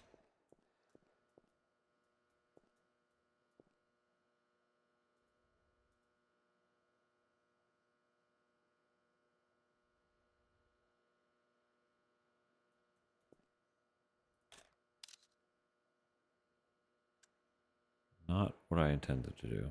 Can I?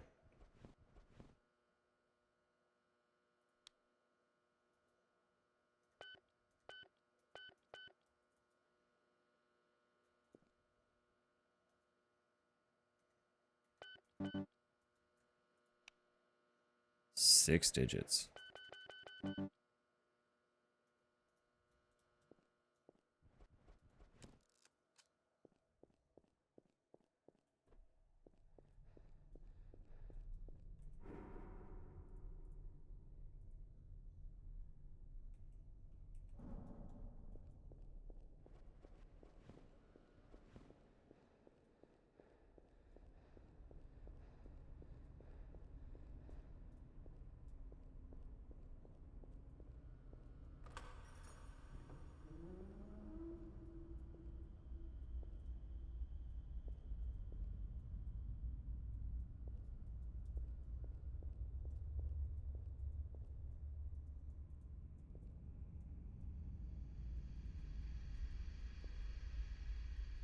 See, this would also be an instance where I would like to have the option to go vertical.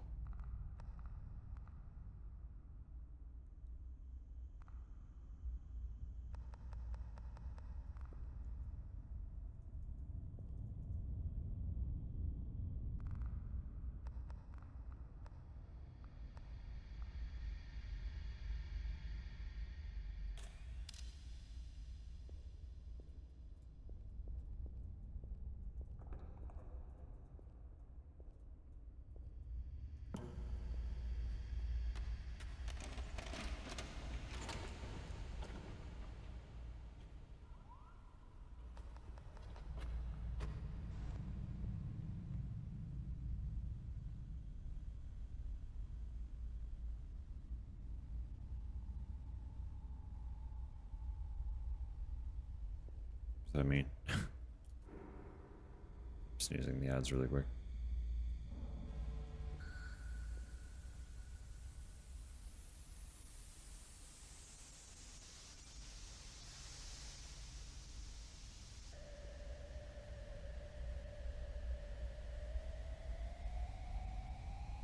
Yeah, that'll do, Tupper. Thank you. Thank you.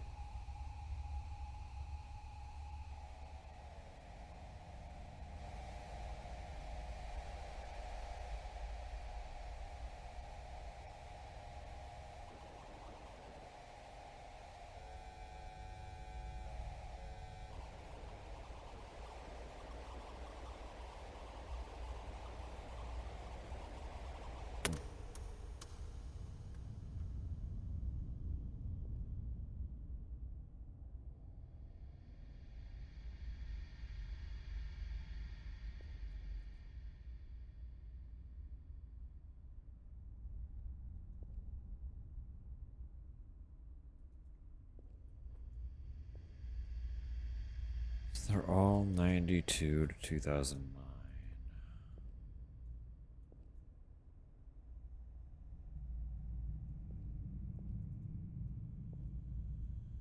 Fortunately, 8 numbers is more digits than the keypad wants.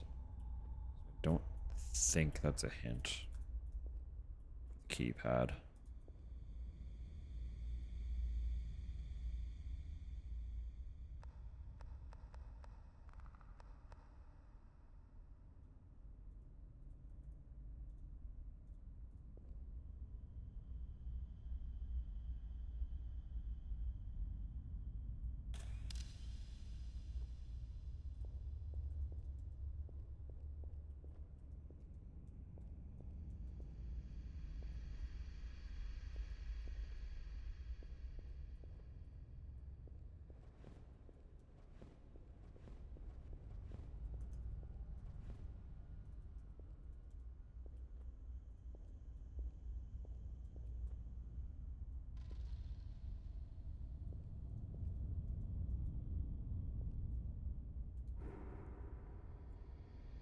Snoozing those ads again.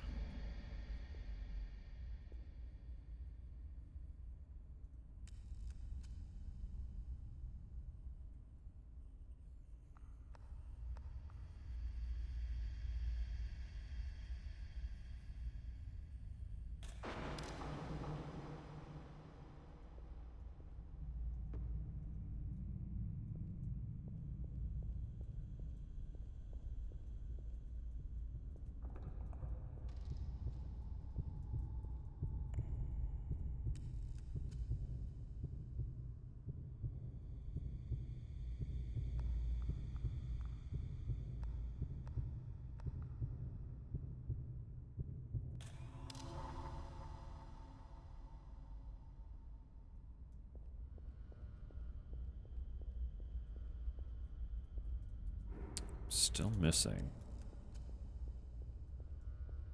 one apparition.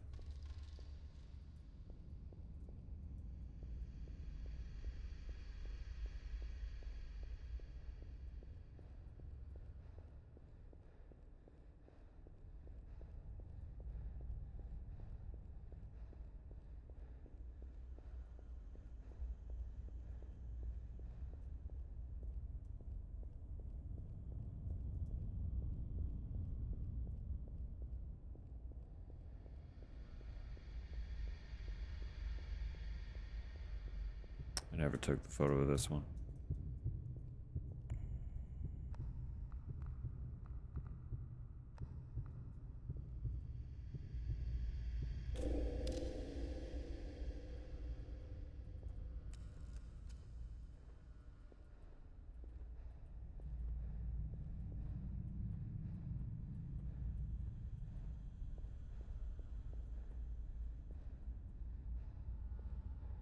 We're invincible.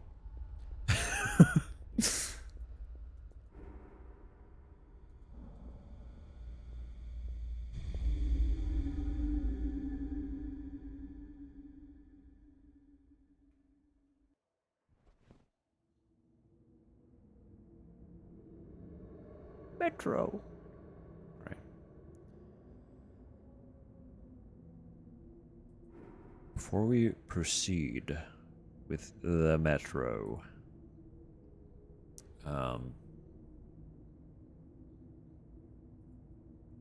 we do those ads rapidly threatening to take over.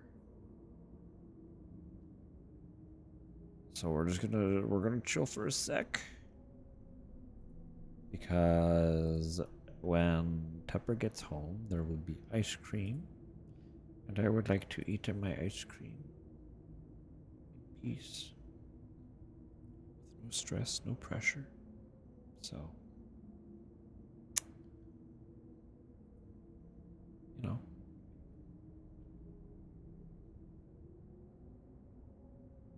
But obviously we will play music. Ice cream is important. Exactly. It's very important. We'll play music while the BRB is rolling and all that. Blah blah blah blah blah. It's probably a very slightly extended break just because I will be consuming ice cream. Am I gonna regret doing that? I probably.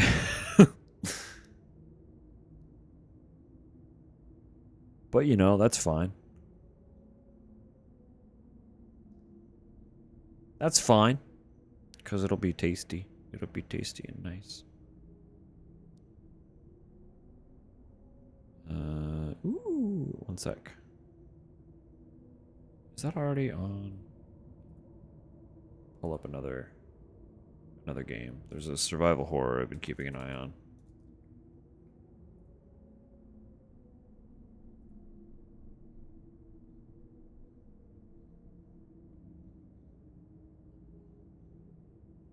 And it just got its Steam page. That's exciting. It looks like it's gonna be a little hard on the eyes for people with photosensitivity. I apologize for that. But it's kinda stunning, so I'm gonna pull it up really quick. Again, look away, probably. If you're prone to photosensitivity. But it's called Necromia.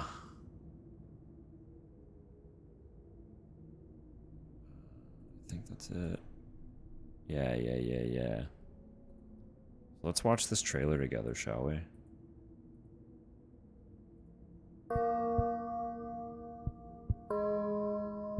Very loud.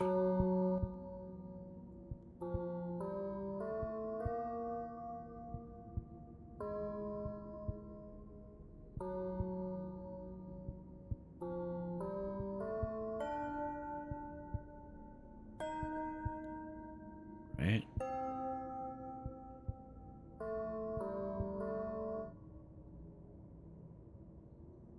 Right? Right? That's just, it's one of those things that just popped up on Blue Sky one day, and I was like, ooh. Ooh, yeah, I'll follow that. It's all about funky color. You do it again, it's okay. It's got weird little guys. Like, look at these little freaks. What's that all about?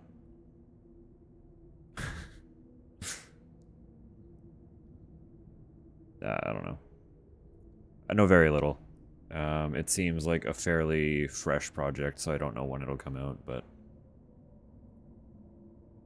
I just saw that got its Steam page, so I was like, you know what, why not? Pull it up really quick. We'll pull that up and take a look.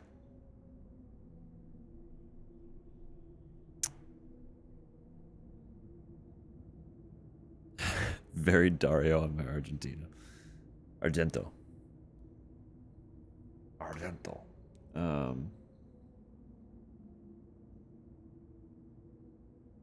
Fortunately, I don't really watch a lot of movies, so I shamefully have not seen any Dario. But I'm at least aware of them enough that I knew that it was knew that he was a director. So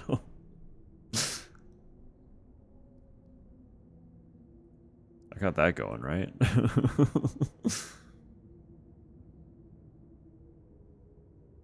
I know his works have influenced a lot of other horror media in general, so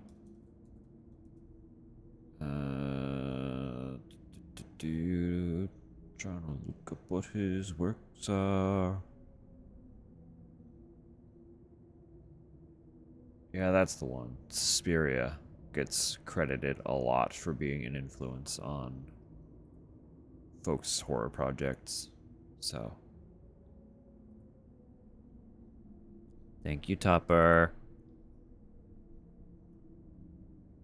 I've been staving off the ads as much as I can, but I'm out of snoozes, so they might hit before Tupper actually gets home, and I apologize. I was trying to maximize on my away time by like running the ads when I'm about to come back, but that's not going to be an option. So my apologies sincerely. But I get to enjoy ice cream, so I'm not that sorry. All you're going to be missing is music, really, while the ads are rolling, so.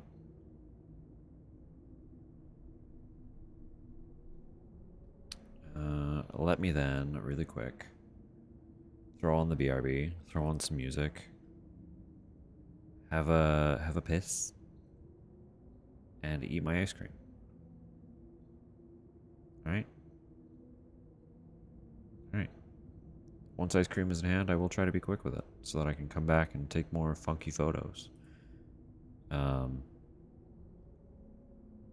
At the rate that I'm going, I have significant doubt that I will actually finish this game tonight, but that's okay. It's very low stakes, low pressure. I was going in anticipating it not really being like a huge thing, so if I have to put it down for a while, it's not really something that I feel like will be difficult to pick back up should we decide to do that at a later date. As making the assumption off the top that I won't have time to just pick it up again next week, but we'll see. I might be able to. It might be fine. There might not be any issue whatsoever.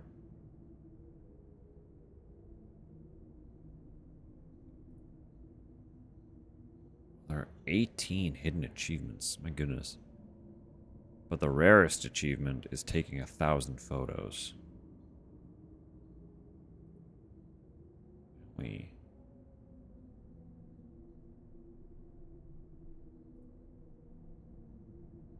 It's okay. Here we go. Throw you over here. What song? What am I feeling? I don't know. Just pick one at random. Pick one at complete random. Oh, perfect. I said, who knows? And this song is called Who Knows? Do a little stretch. Do some self-care. As I've been saying, it's going to be slightly extended break, but I'll try to return quick. So, we'll see you on the other side. Take care of yourself.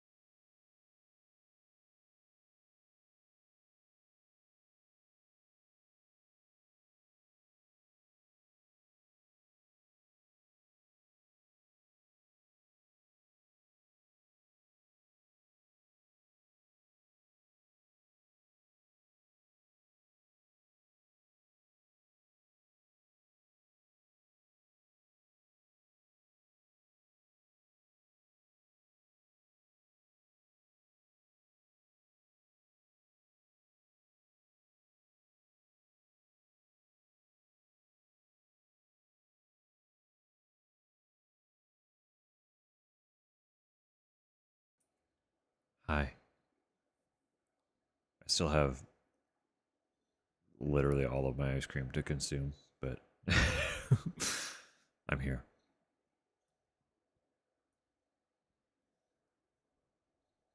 I did share a photo of it. Let me pull it up because it's a little funny. It's a terrible photo, but that's okay.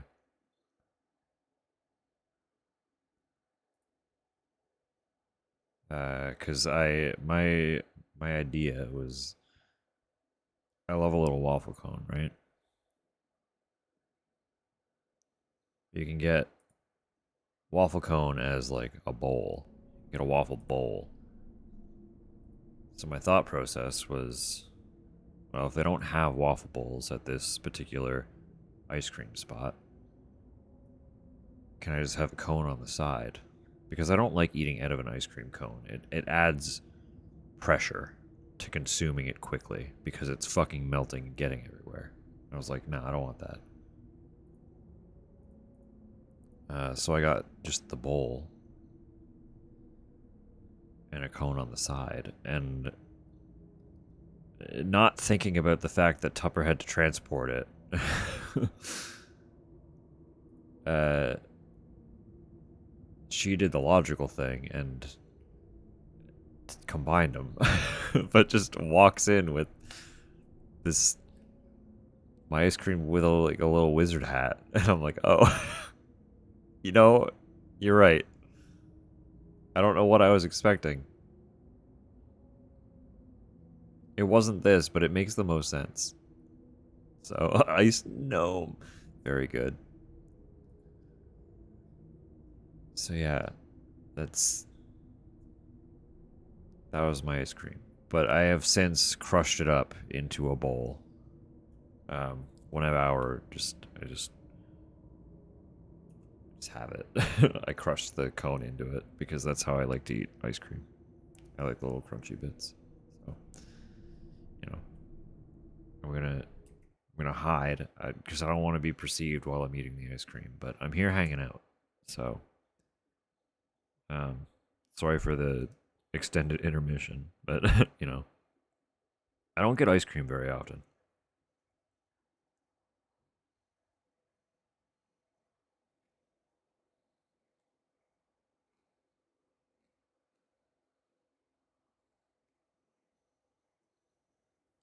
But it's a Friday. It was really hot. It's still honestly really hot in this room. I just want a little treat. You know?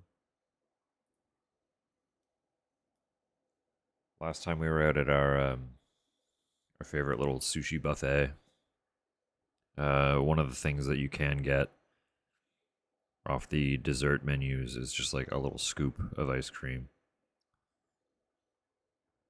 Um, and I really like their matcha ice cream. I really like matcha in general, but Tupper is not a matcha fan, so I never go out of my way to buy it because like generally anything packaged, I go through super slowly. So it's nice when we can both consume it. And I don't want to have a pint of matcha ice cream in the freezer for how seldom I actually eat ice cream. So I never buy it. But then when we were out at sushi, I had the itch. I had the desire and got a scoop of matcha ice cream. So I'm just feeling a little ice creamy lately, I guess. It's rare, but we'll lean into it until it starts to destroy my stomach again, and then I'll uh I'll lay off a little bit.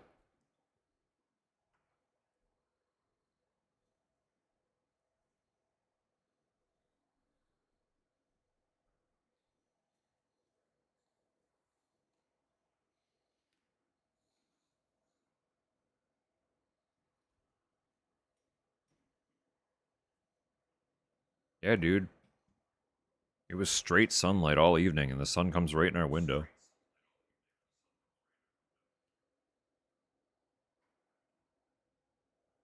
was significantly worse when I got home.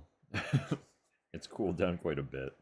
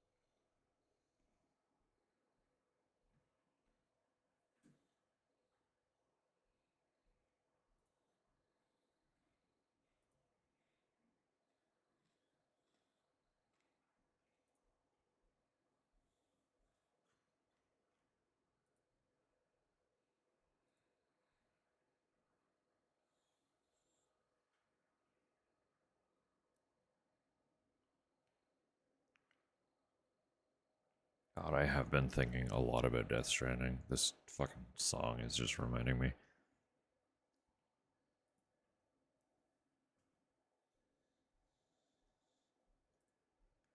I watched the dear Mitty Rose finish up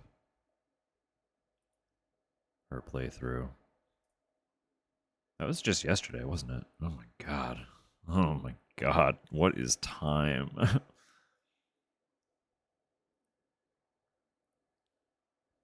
Yeah, I watched her finish up her stream playthrough, and I'm just like, my god, I really want to play more. Already started again. I don't blame you. It's like any exposure to the games makes me want to play the game. It's absurd.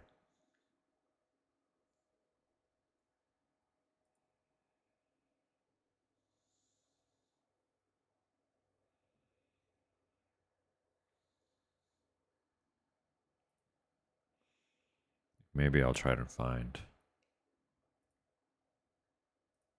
some time to reinstall it and see what happens. I'm hoping it would run fine off of my D drive. I think it'd be okay.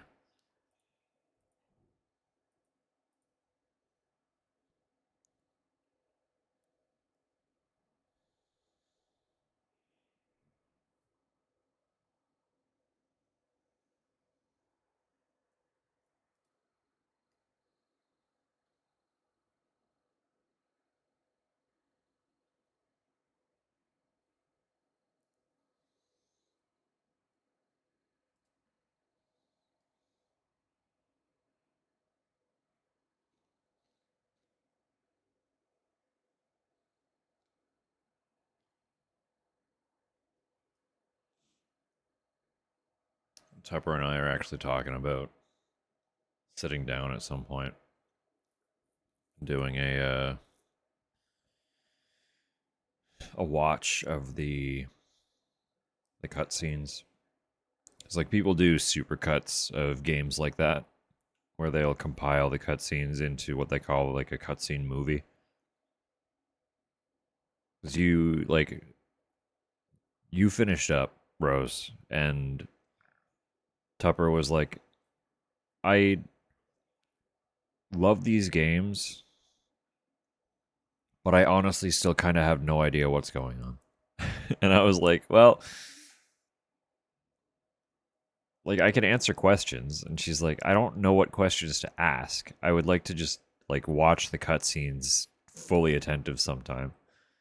And I'm like, we can absolutely do that, but the cutscene movie for the first Death Stranding is like 7.5 hours. so, so like, you know, even just watching the cutscenes is an endeavor.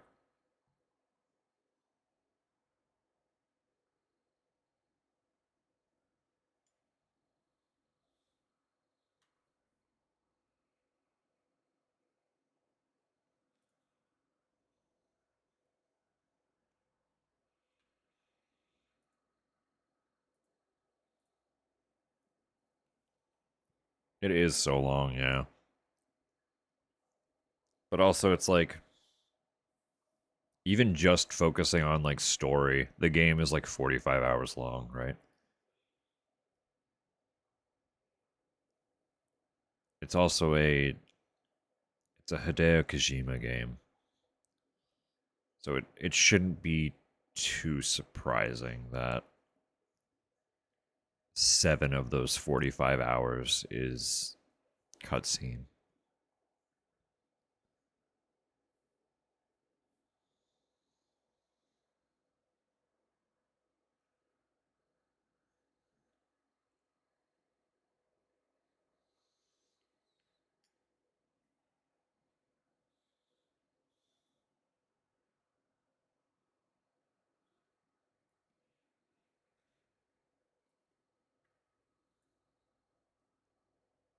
I've yet to look at how long the Death Stranding 2 supercut would be. Maybe I'll do that really quick. One sec. No. Pull up YouTube.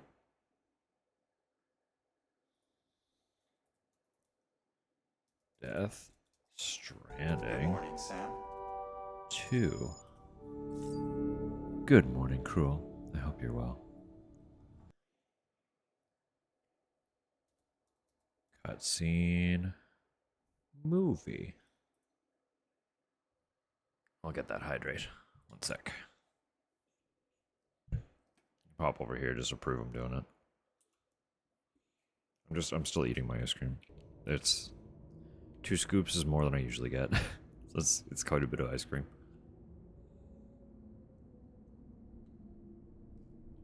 There. There. There is someone doing like massive supercuts of both games, but those videos are like over 12 hours long. Um,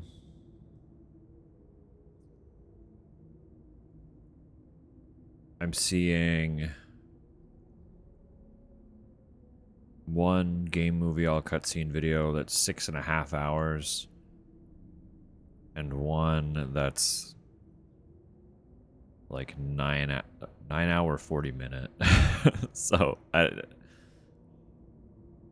don't know.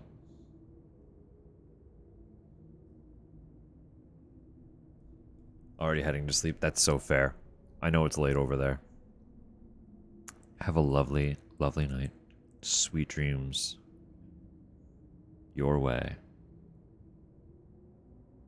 Thank you for being here. Hope you sleep very, very well.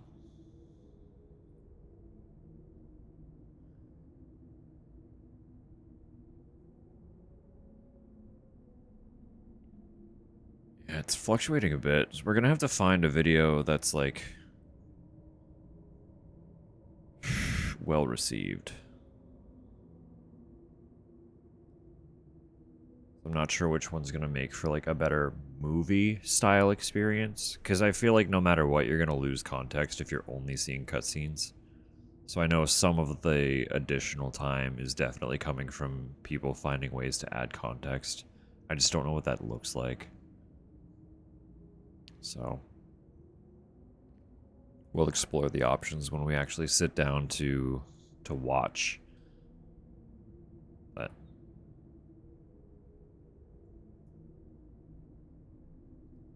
not an issue for the time being.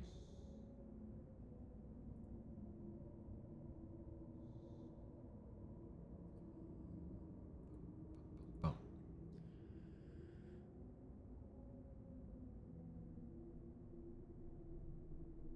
all right. We're hiding away for another moment because my ice cream is rapidly melting. So try to be quick. I'm sorry. Panicked and you got to, no. It's okay. It's okay. It wasn't a complaint, just a comment on how much ice cream there is to consume.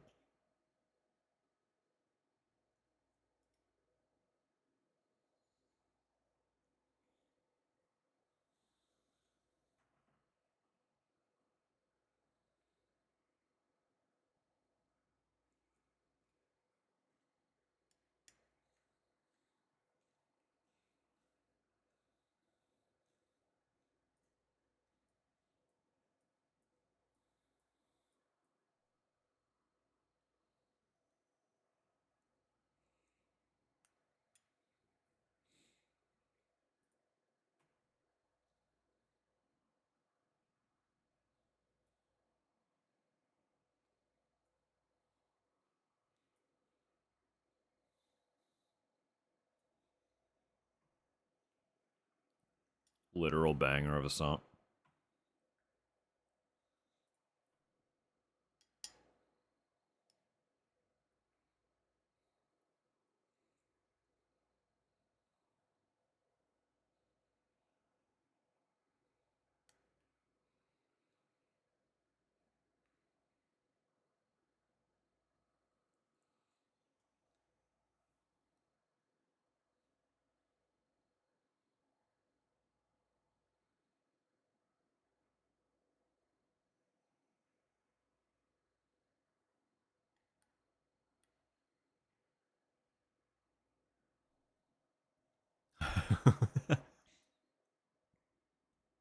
You're welcome, and I'm sorry.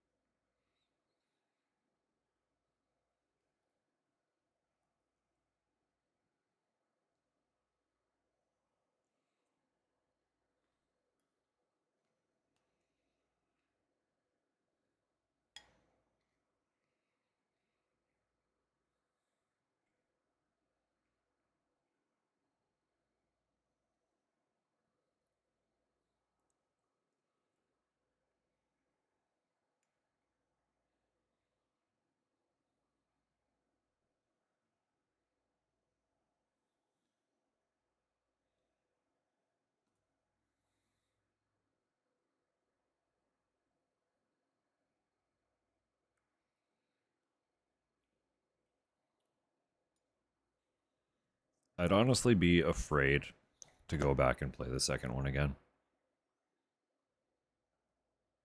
If I'm being really, really honest with you. Because the more I take in a game, like naturally, I'm already pretty detail oriented. I'll latch onto information and draw connections on my own. Like I've never had Death Stranding explained to me. I've never gone out of my way to seek explanations. Everything I know about it is because I've experienced the game firsthand. And now there's even more like additional things that I'm just aware of after rewatching the first game get played. But with additional knowledge and context um, comes additional understanding, and with that understanding comes additional impact. With the first game, I noted that I was much more emotional watching a playthrough, being kind of the third time I've experienced the game's story. Knowing that I get more and more emotional about it each pass through, with how much the second game broke me, I would be terrified to have to go through and play it again. I don't know if I can handle experiencing that one a second time through. It'll happen someday. I will replay it eventually. The biggest barrier right now is my PC. Just hardly being able to handle it. But I'm nervous nonetheless. I'm really nervous about going through and experiencing it again. I I was already a wreck. I'm going to be just a puddle. Just a fucking puddle on the floor. I don't know if I'll be able to continue once I hit a break point.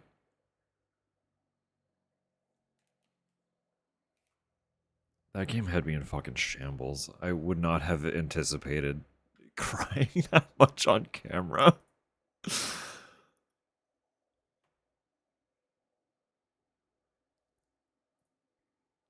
I mean, the game's ending devastated me, and then I got double whammied with the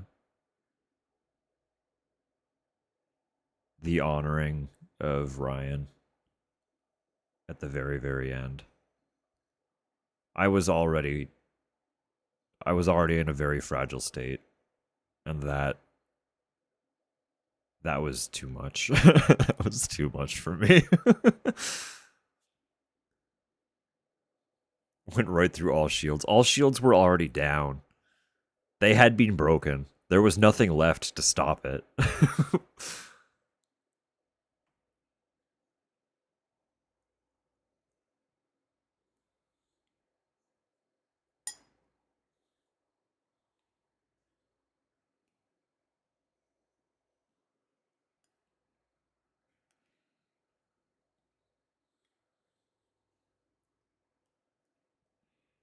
It feels really weird to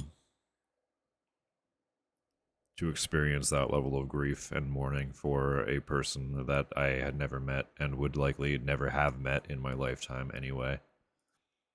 Had he not passed away the way that he did.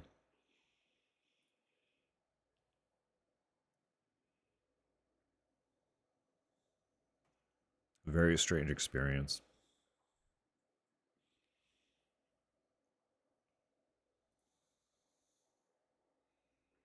I've experienced grief, sure, but I've never mourned the way that I mourn for Ryan. And I literally know nothing about him outside of his music. So like it's a strange experience. But his music became entwined with me and important to me in a way that I can't really tangibly describe. So the sudden loss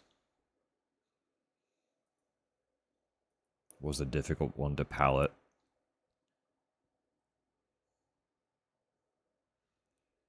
It was a oh yeah, no, it was a rough year to lose someone that had become entwined with kind of getting through so many other difficult times.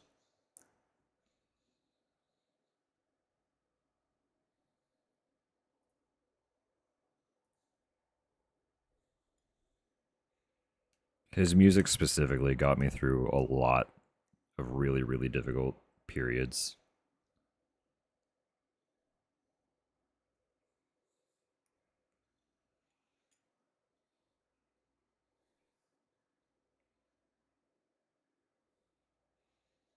So to kind of come to terms with the fact that there would be no more was it was a lot.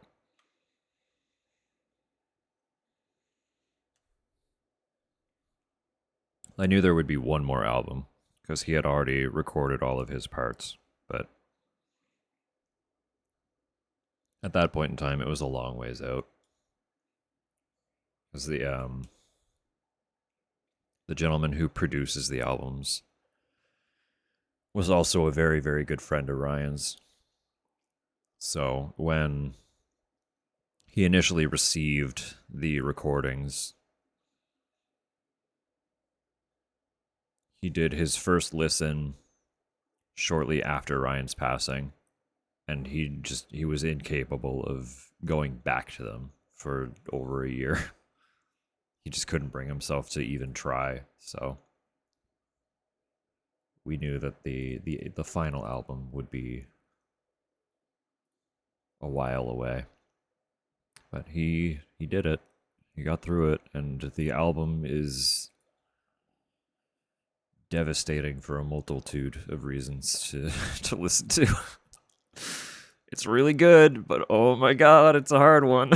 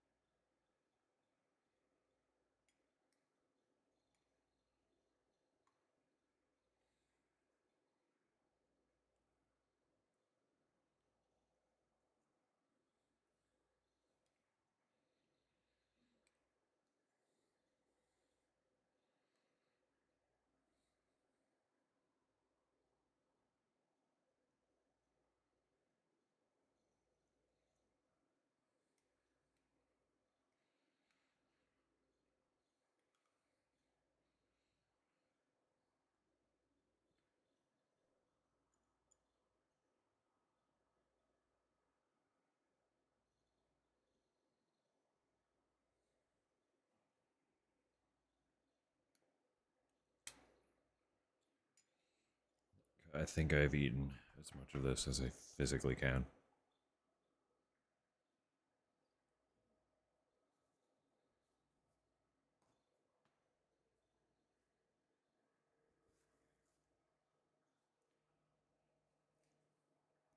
Bear with me one more moment while I take this bowl back downstairs.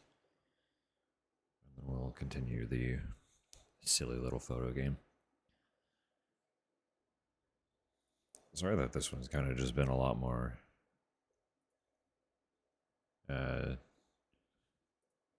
yappy. We're technically playing a game, but we're not really playing the game at all, are we? Just one moment.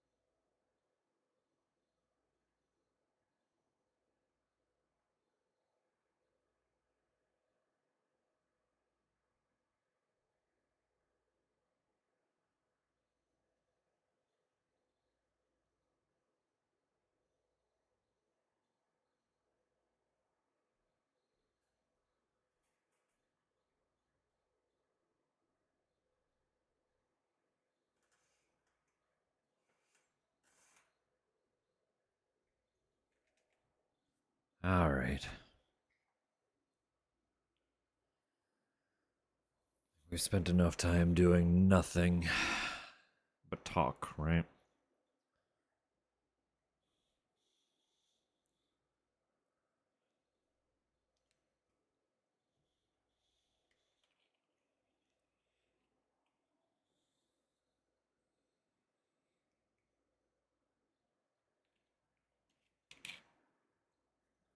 Big swig of water. So now I've got kind of that, like, just that coating, you know? Throat's a little bit coated by iced cream.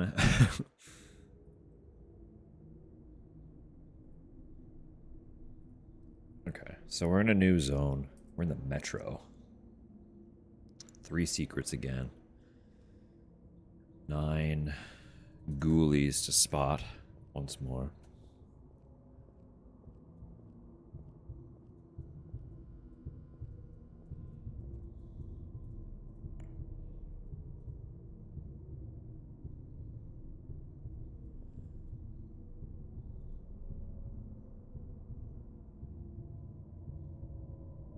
Maybe something like that. A little bit of wall.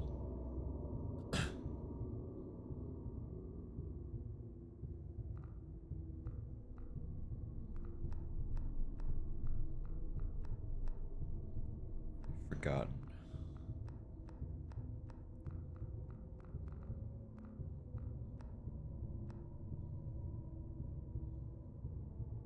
Give or take.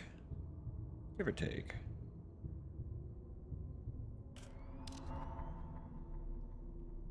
Sleep? Absolutely fair. Have a lovely night, Sam. Thank you for hanging out. Sweet dreams be upon you.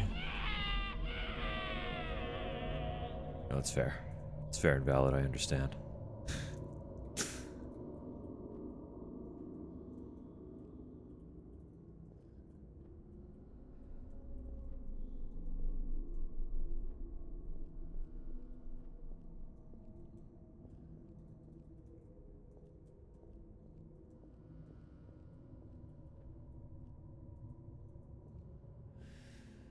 What is this?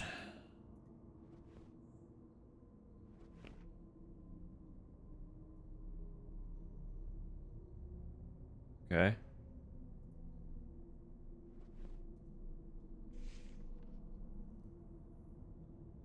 Thank you for purchasing the Corman Multi-Use Pocket Compass. In order to get the most out of your new tool, please follow this handy guide before beginning navigation. To equip or holster your compass, use the scroll wheel.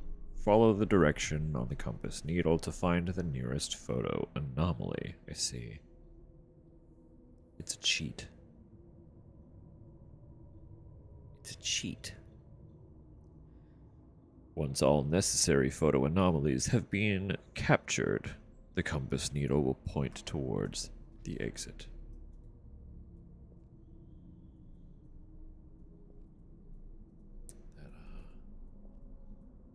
That seemed like it would be a way out. I like that this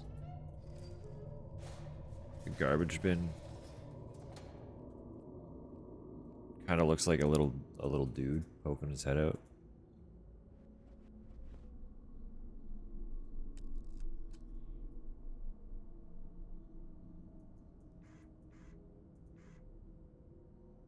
Seeing what I'm saying?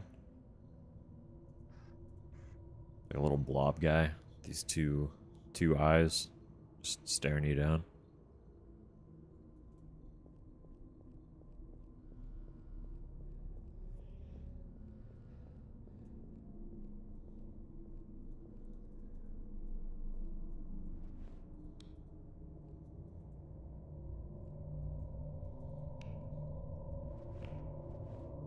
And it sees me. Exactly. It's watching. It's watching very closely.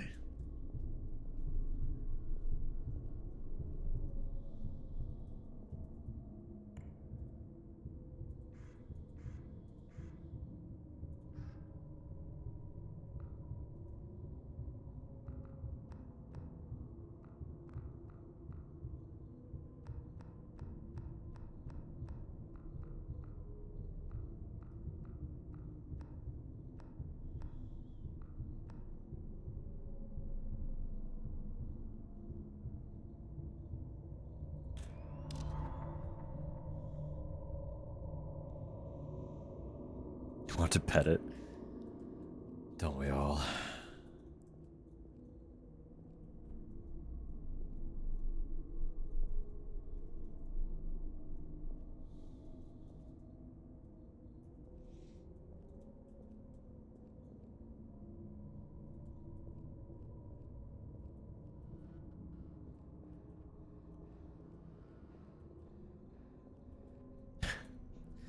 I pet that dog.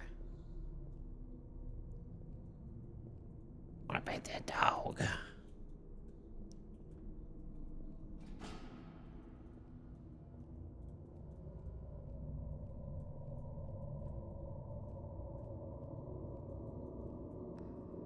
forgot to reload my film. There was a little dude over there.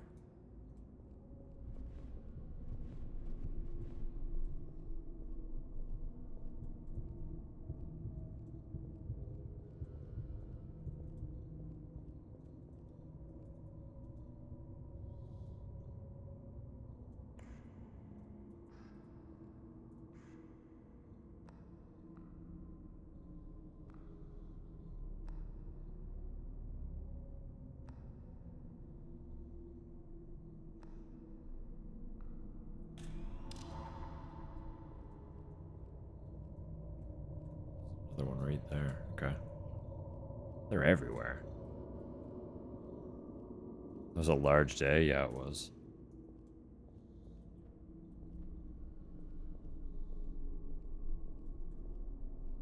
A lot of big, important things got done.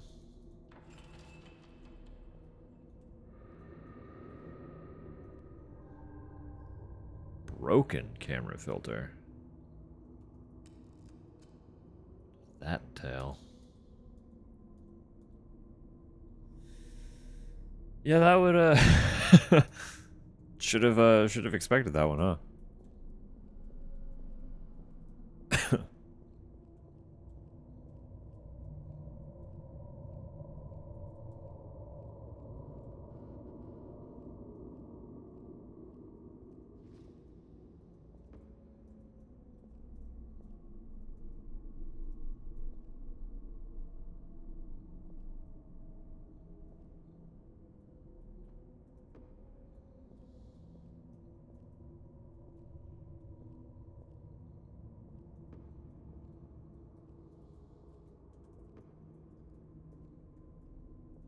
There's gonna be another way through here.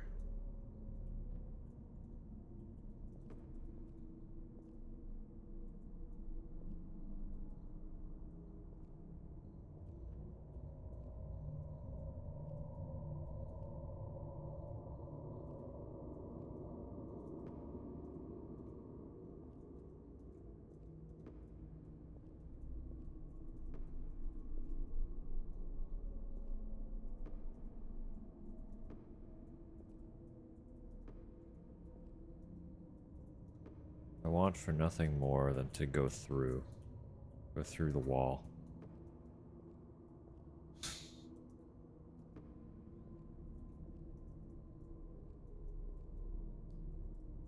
The whole sleeve? Like the finishing of it? Or the first appointment? Okay. Wild.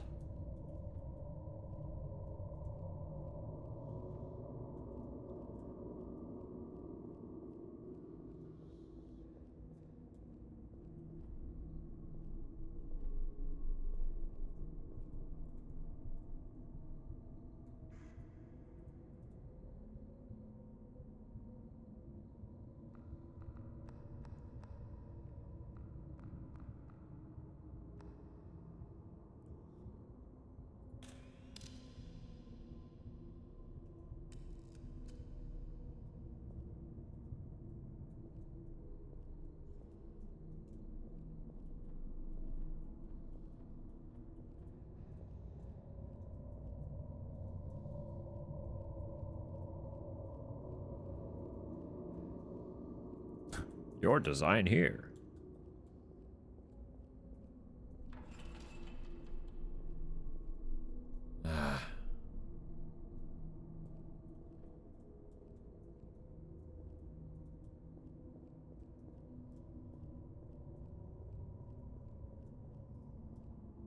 Every level's got an Easter egg door, then I assume, but I don't know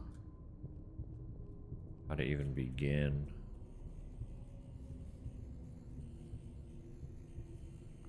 Looking for what the Easter egg is.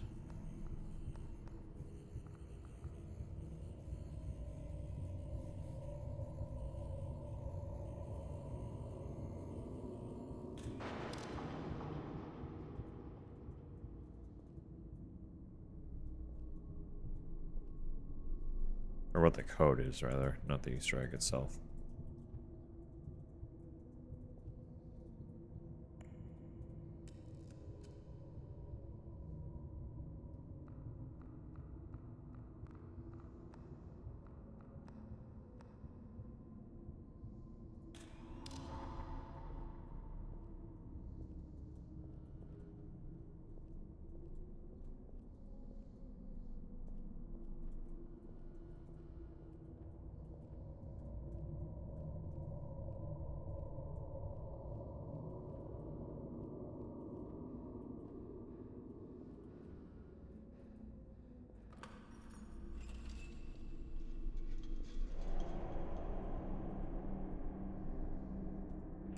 Keep forgetting to load my film.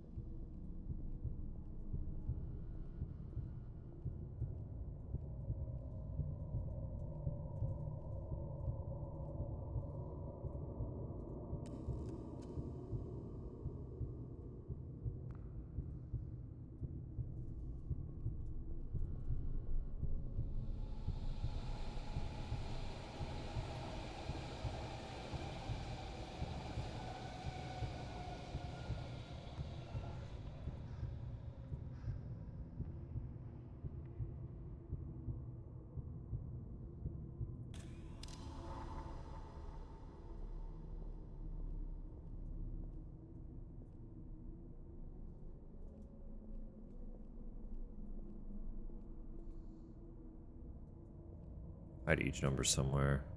Each digit would only show using. That's too big brain for me. I'll never ever get in there then. That is a really good call, though.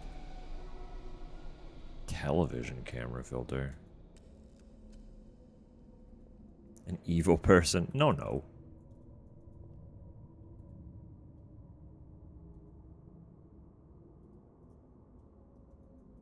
It's kind of brilliant, honestly, for something that is just like a 100% optional Easter egg. Making the player kind of work for it to actually figure it out.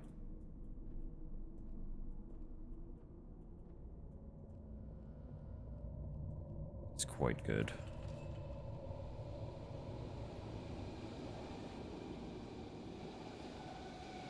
Can't actually go on the track. Should have figured. Too dangerous.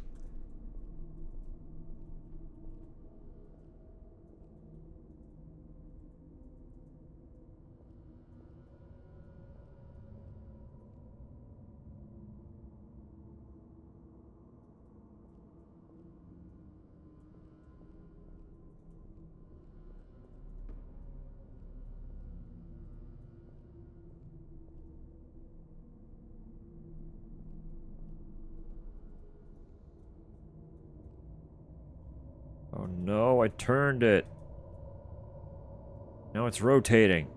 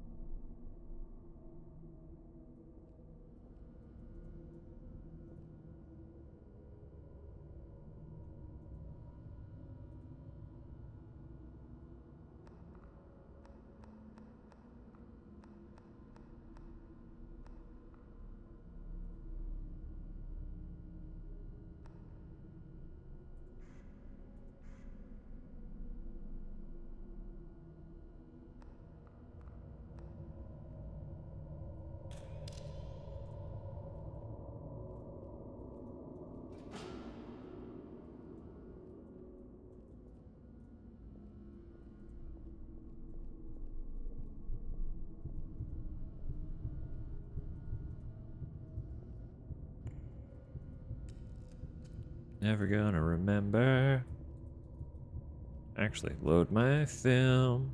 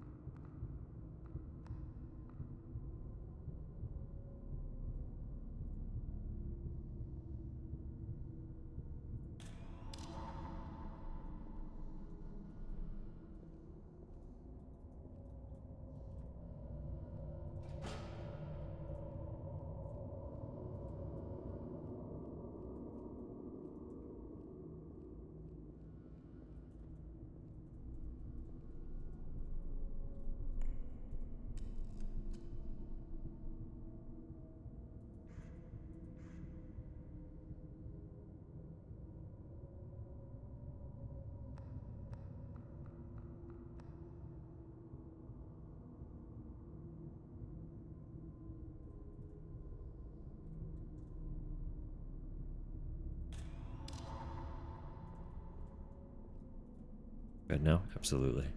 Absolutely. Have a lovely night, KJ. Thanks for hanging out. Sleep well. Sweet dreams.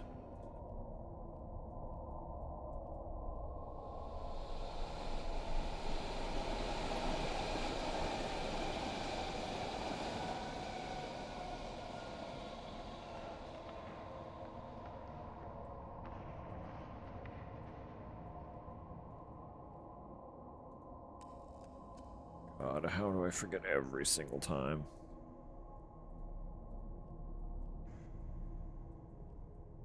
Did sound like there was something pissing about over there.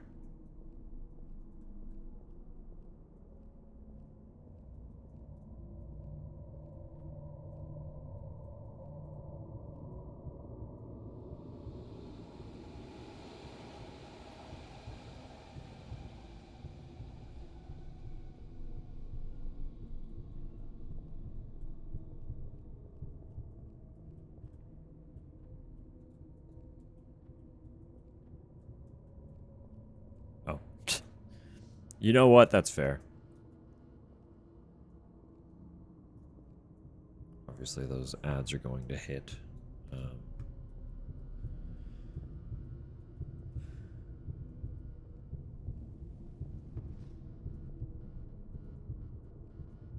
Yeah.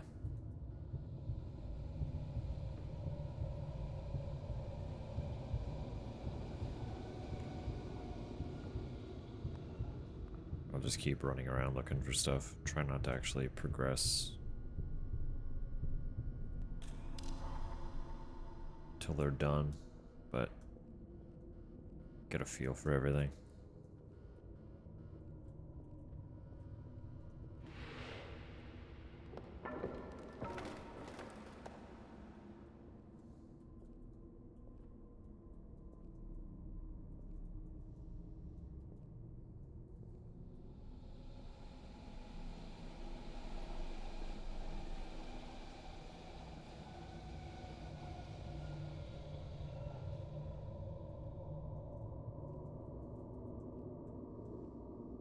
They have to have put something down here somewhere, right? Like, why can I get down here like this?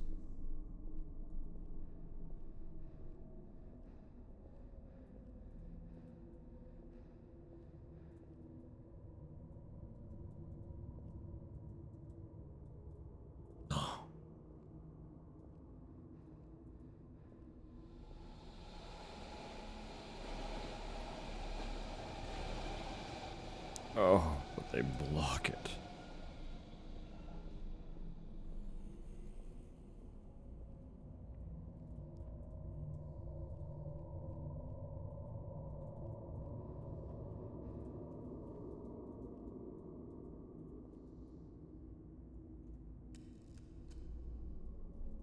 We know the alien's there. We'll get that when the ads are done.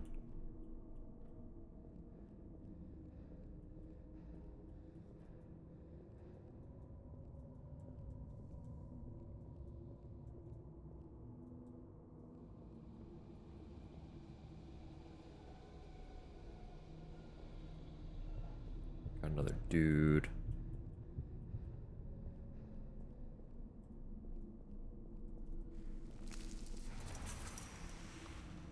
Shortcut.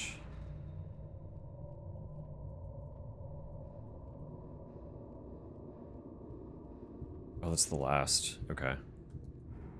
We're still missing one alien. We gotta take the tape back to the tape room.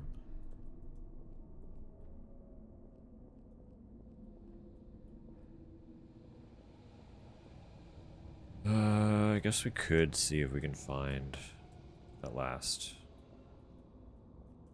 little guy.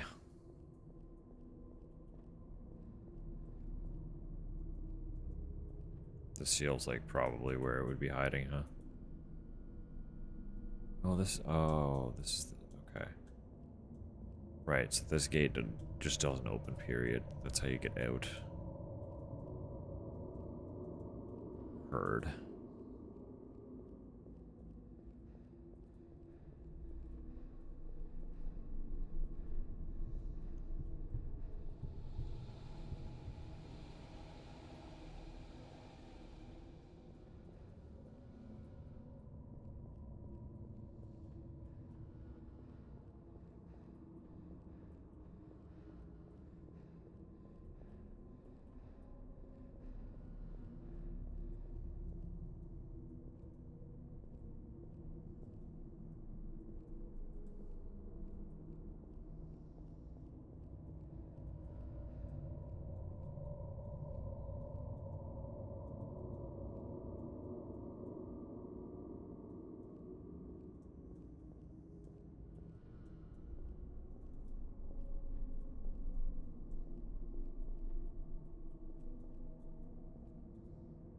Cute, he is back when you aren't right behind him.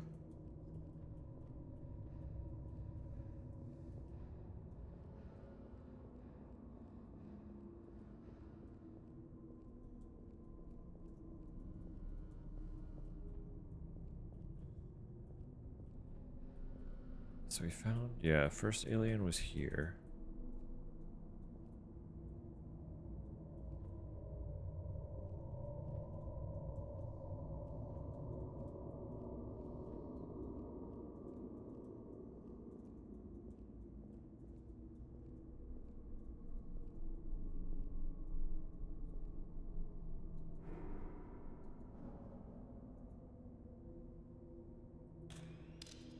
twice of taking a photo of the keypad, and I didn't mean to click even at all that time.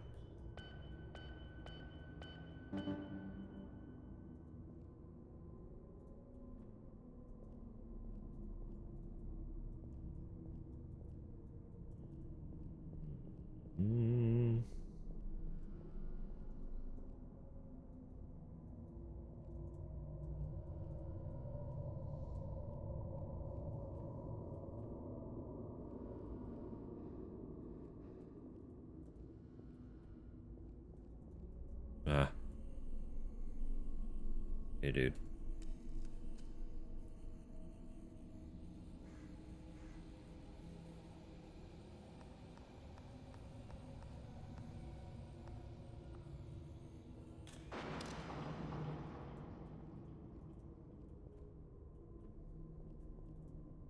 So was there anything in there with you?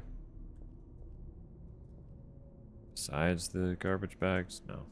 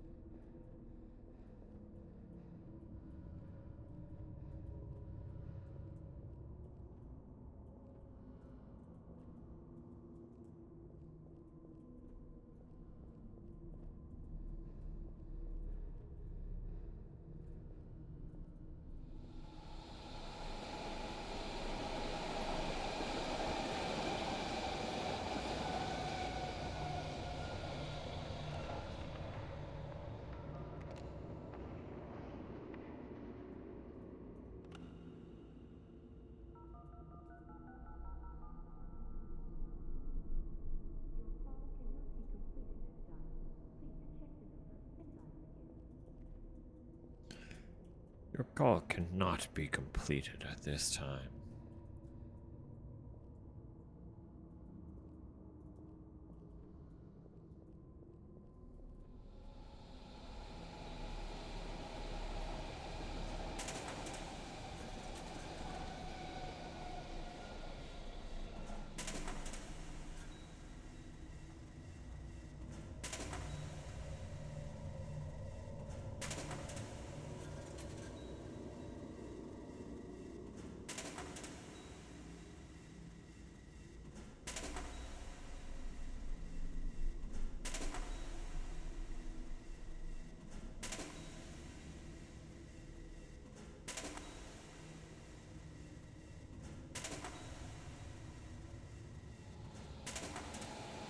Think I could break the game with this? No, they despawn. I could not. There's a limit. I thought of it. They thought of how shitheads like me would go through and break their fucking game. Alright, so while ads were playing, we found the alien and we found the last apparition, so.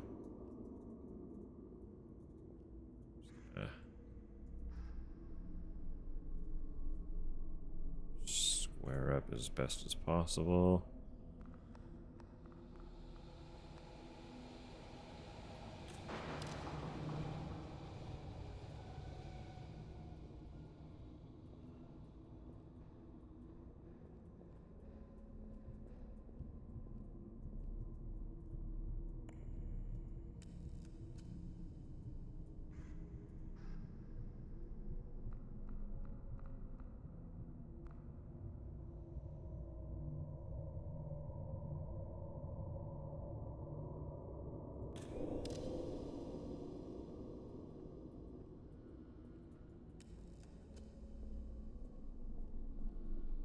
So we gotta go put the tape into the TV. We can leave, just like that.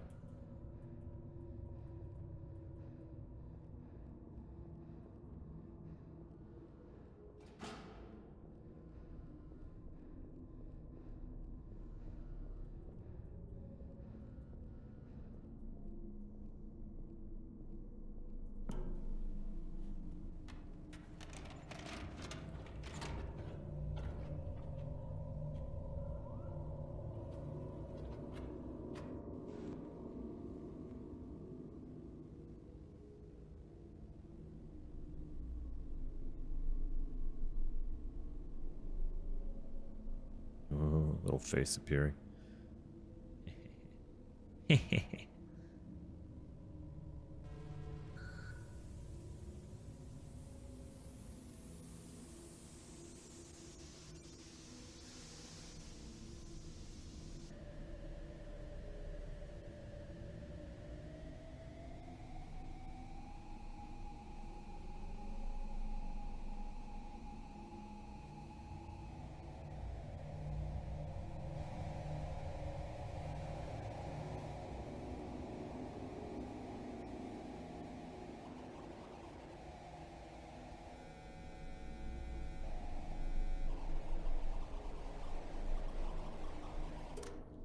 I feel like that was the same footage.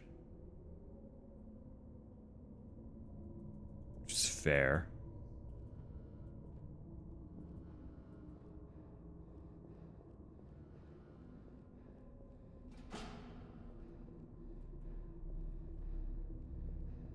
But I am pretty sure it was just the same footage.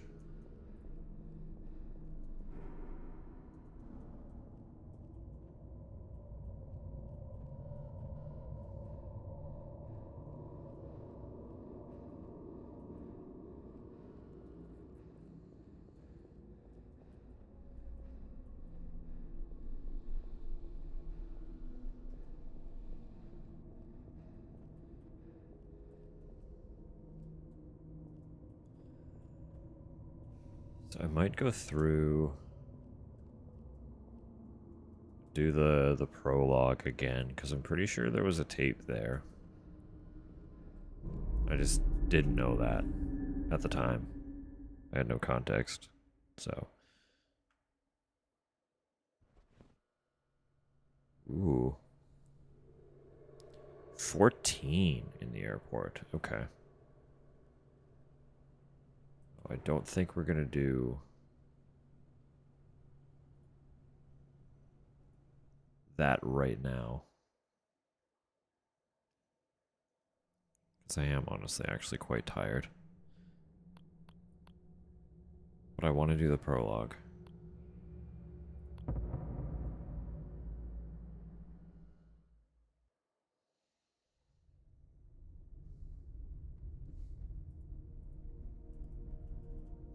Yes.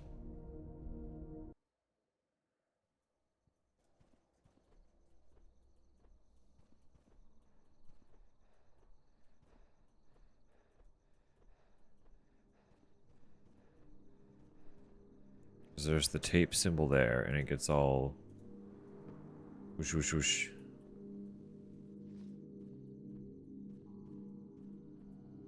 And that's a tape door right there, so.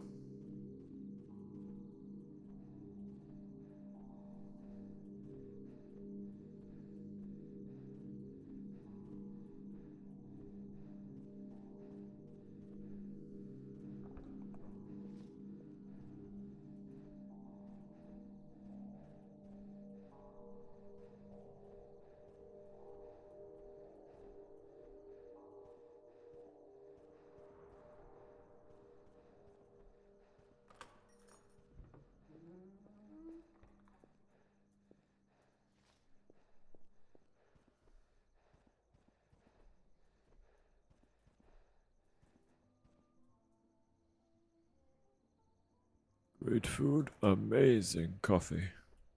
My gas station, I have my doubts.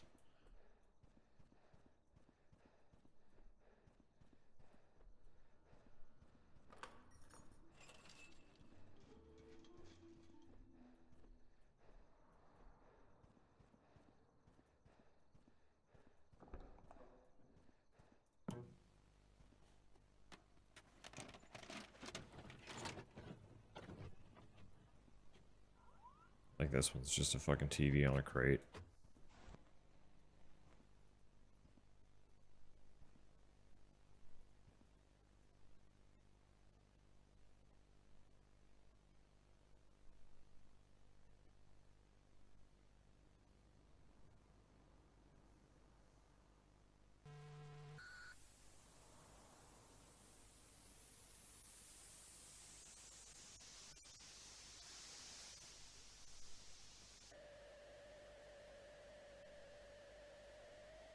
Pretty sure it is just all the same thing.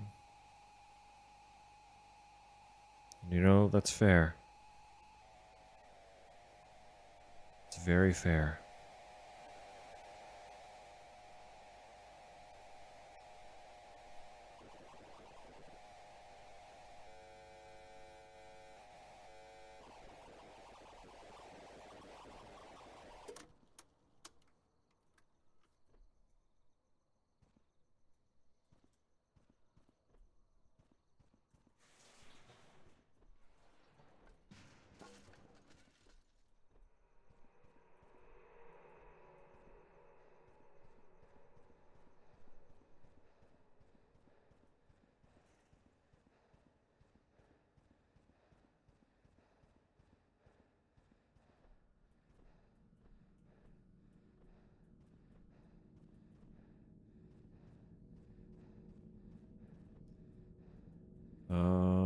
We could have gone in here after. Okay.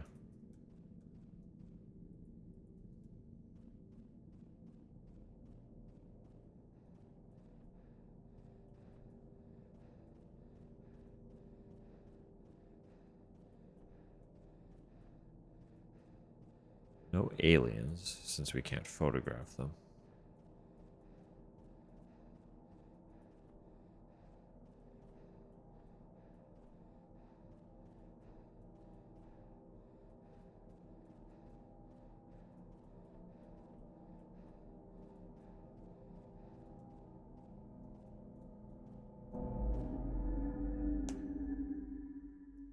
Oh.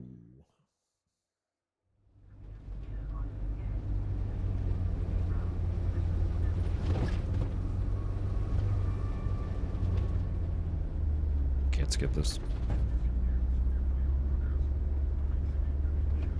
Locked in.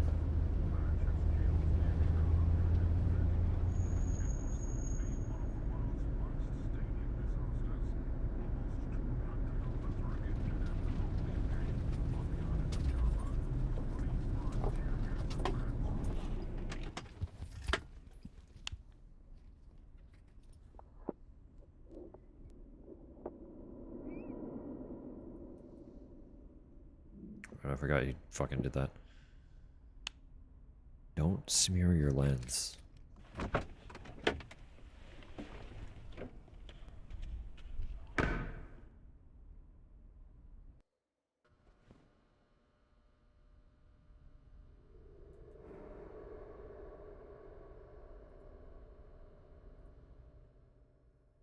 Cute. I want to see how many stages there are. That's quite a few. These are just question marks. Interesting.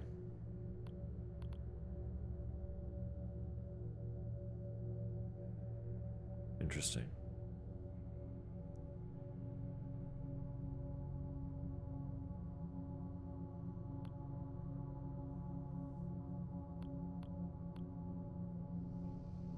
Oh, there's an extra filter there. Okay. Okay. Maybe I try to find that really quick. Since we are still a ways out from the next ad break. I know I want to leave before that, but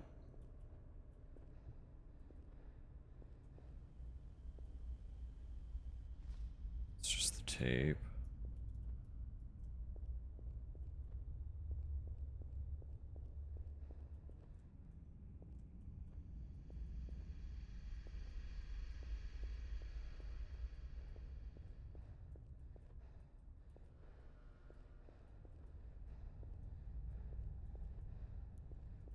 If I were a bonus filter, where would I be?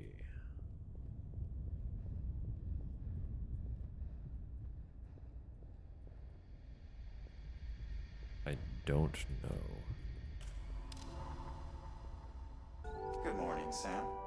Good morning, water. Hope you're doing well.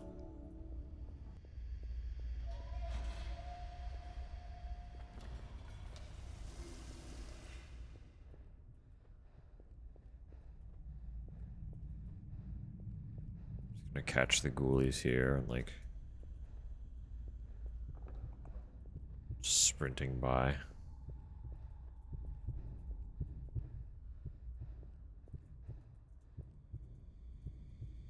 Shoot. Alright, I need to reload. Every time I forget.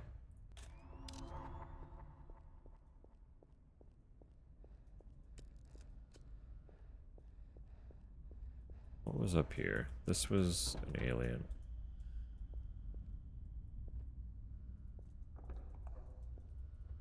Or ghost photo game. I guess that, you know, I didn't think of it that way.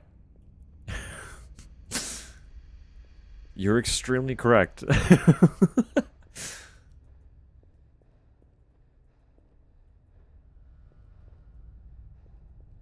We do still have 2 more of the actual Fatal Frame games to play. But this one is a neat little game. There you are. Black and white camera filter.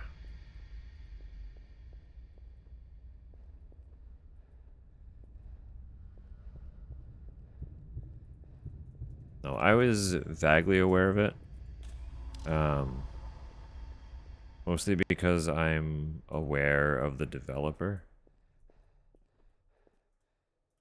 Oh, the aliens just disappear. Okay, cool.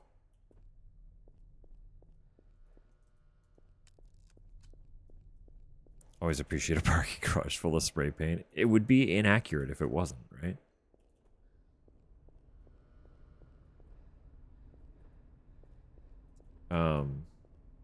No, the only other game that I played from this developer was a cheeky little survival horror where you are a cat, an Animal Crossing-esque cat character who is traversing her school at night, trying to collect her lost homework, and things get strange.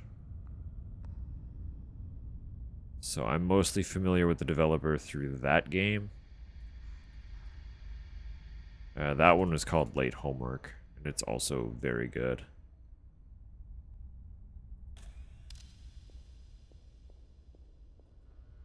But they have a handful of other titles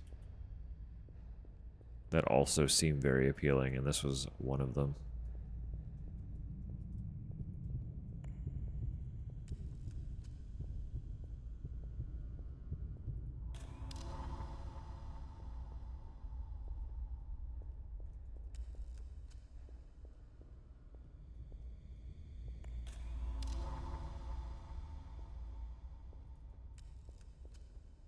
But mostly what it has led to is just long tangents about my photo experience to an extent, rather than actually playing the game super seriously. That one was just for the alien. It's okay.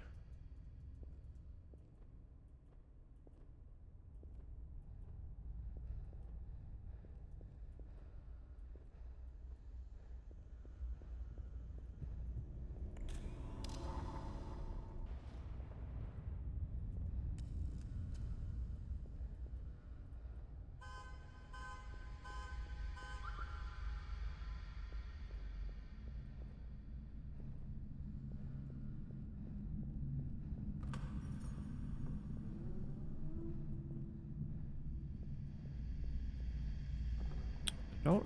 Watching the tape again won't do anything.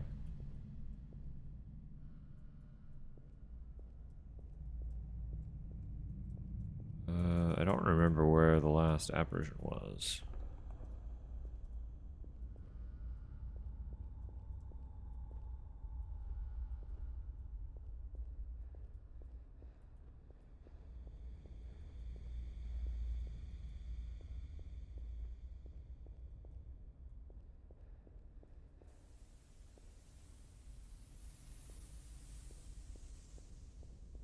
Oh, there we are. Right.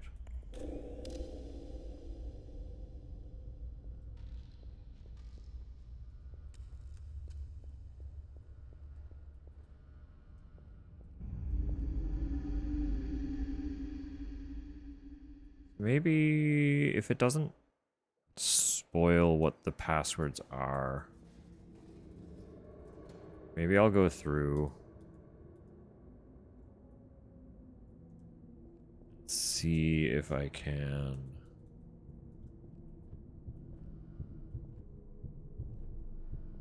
find out how to like identify the passwords.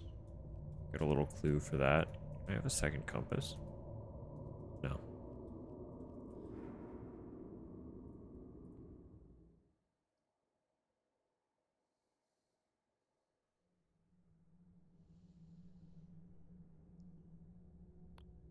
So this game can become much larger than what the projection was. So when I looked it up, it was like, yeah, like 100% complete is like a 5 hour. It's like a 5 hour thing. Game itself focused on primarily just story. You're looking at like 3 hours. I know quite a bit of my time was spent talking about photography. Oh, this is still here. Tabbed out and that's still there. Might be. It's funny.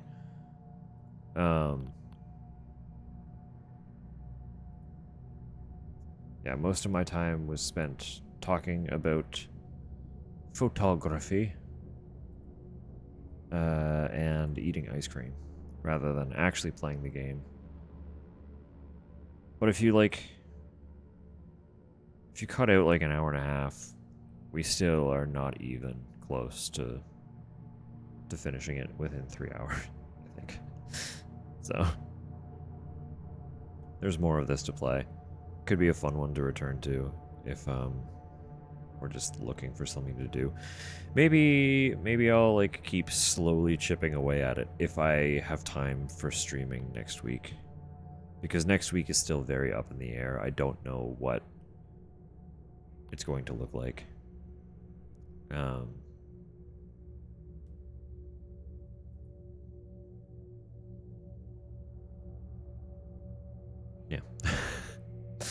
I don't know what it's gonna look like. Just period. There isn't really anything more to say about it than that.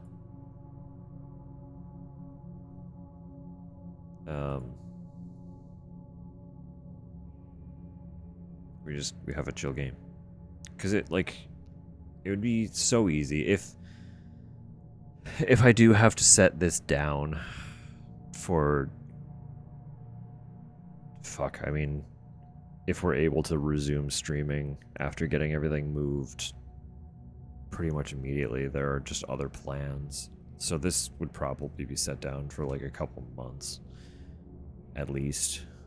But I feel like returning to it won't be difficult because there's not really a story happening.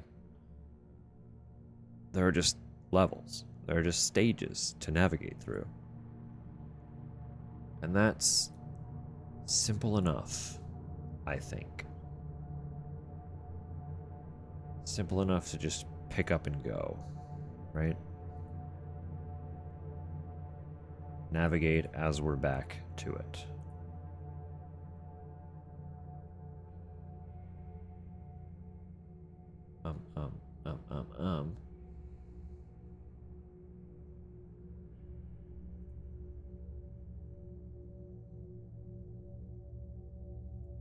Right, yes. As I also stated earlier, this is the last stream for the week.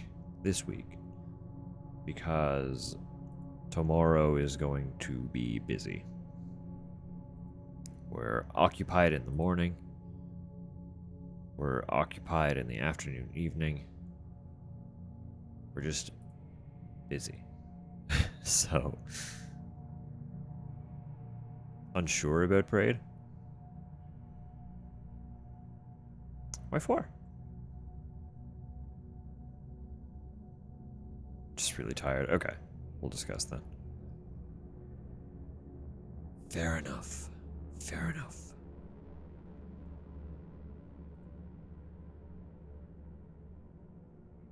Thank you.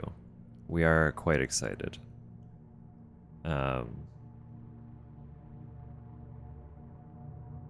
know Tupper's got some rough plans for the larger space, kind of in general. I'm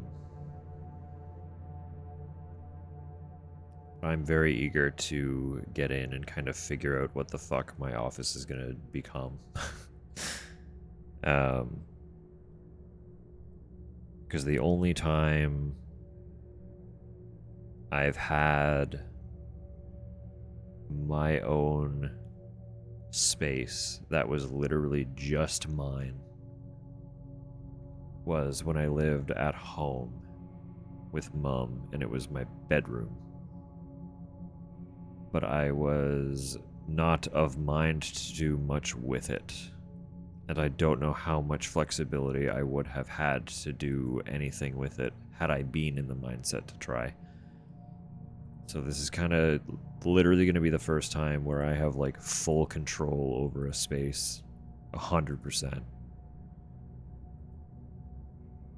As Tupper's already said, like I don't want to influence your space, your room, because that's yours. I want you to have the joy of just doing what you want with it. And I'm like, that's awesome. I've literally never done that before. I don't know what to do. So she's probably going to have to put up with me asking questions about certain things. But we've already we sat down and looked at paint and stuff a little bit, which was cute and fun. And there's a high chance it'll be some level of a purple room. Some purple walls. Thinking about like an accent wall, but I don't know what color I would want that to be. I don't know what that would look like. And then it's just like the stuff part of the room. It's like I know I've got posters, I've got artwork, got little things like that that I've never done anything with because I didn't want to put them up here and like I don't know. I just like we're allowed to put stuff on the walls here, but the impermanence of it all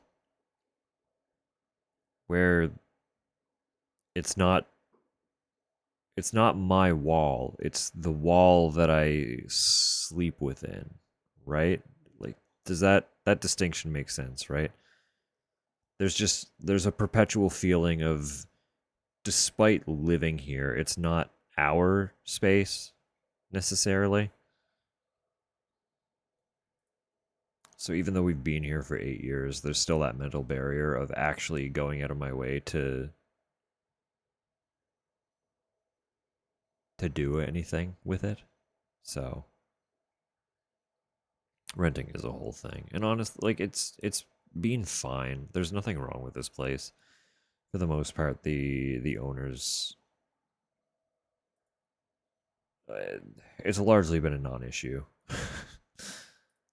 It did change ownership, and we have some small opinions, but nothing major or terribly stressful has honestly happened.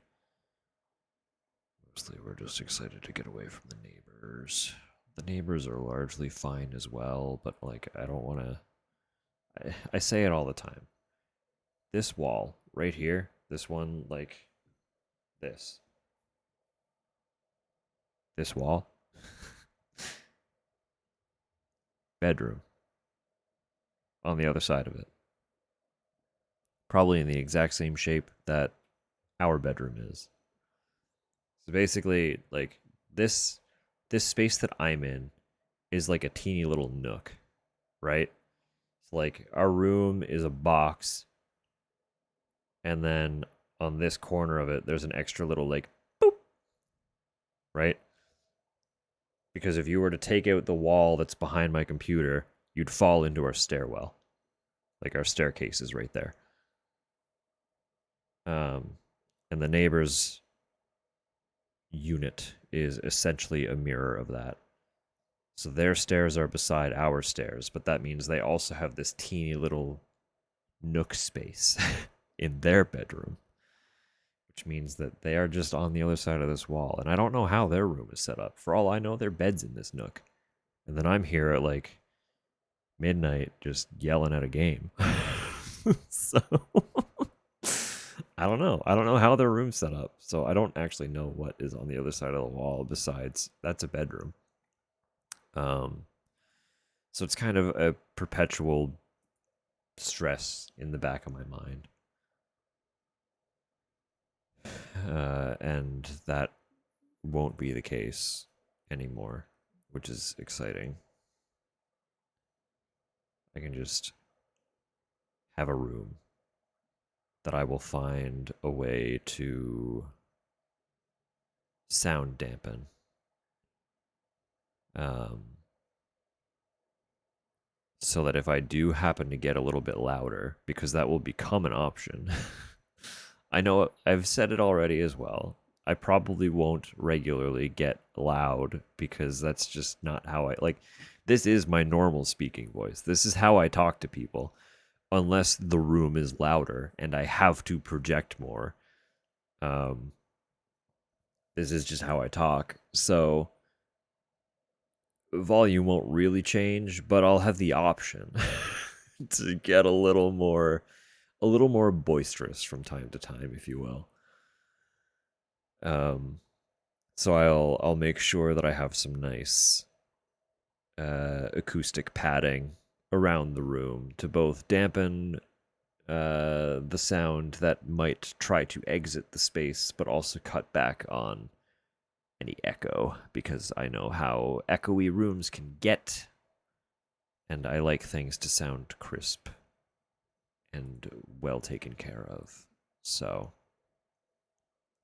pleasant even through a wall. Well, maybe not when you're trying to sleep at 2 a.m. and I'm like, ah! You know? Sometimes there are noises that escape me if something occurs. Especially if I happen to be playing with other people. Things can get a little. They can get a little rowdy from time to time. So, the option for rowdiness is not unwelcome. But also, mostly, I'm just excited to be able to listen to music through a speaker and not be self conscious about it. And I can just yell along to whatever I'm listening to, also without being self conscious about it.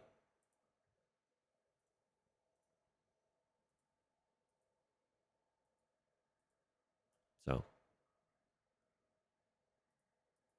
I've said several times already, one of the things I'm probably the most excited for is just having a speaker in the washroom when I'm showering again. So I used to do that all the time when I lived at mom's. Before I moved out, when I was younger, I would bring a speaker into the bathroom while I showered and just listen to music and sing. That was fun. Do not feel comfortable doing that here. Because the way things are set up is all the units are kind of mirrors of one another. And the like the bathtub shower space is like tucked against a wall that would essentially contain the corner that the three other connected neighbors' showers would be adjacent to.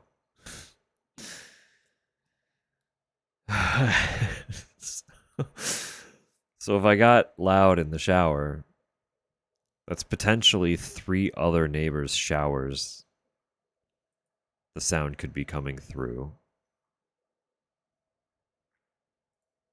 These are the types of things I think about. So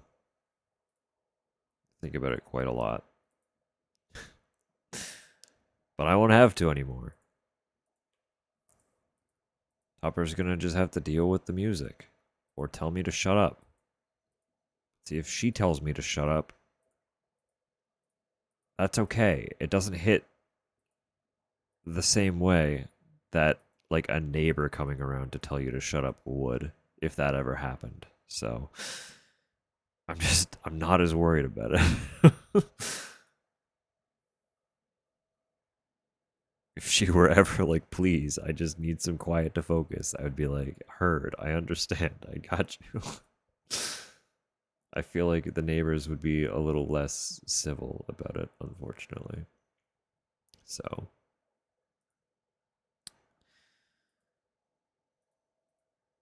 very considerate. I think mostly it's anxiety.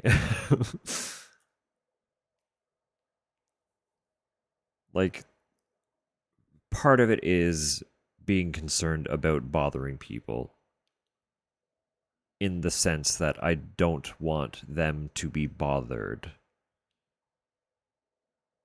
But there is also the part of that where it's I don't want to be bothering people because I don't want to know that people are perceiving me. Right? Does that make sense? They're very similar feelings, but one of them is extremely considerate and one of them is very selfish. But they're both happening in tandem. It's a constant. It's a constant. So, yes, and we can have friends over. Not that we can't have friends over now. So I just became hyper aware of how little noise is happening. So let me music. Not that we can't have friends over now, but two things. We're not allowed to have a party. Partying is forbidden in the building. So if volumes started to get a little higher, just because we play video games, we play board games. If we got really into it, volumes elevate a little bit. That could arguably be perceived as a party by the person who'd wanted to fuck us over enough. Should that ever happen? I don't know if any of my neighbors are even like that. It's just that's the anxiety brain, right? Like if they wanted to, they could feasibly report us for something like that. Um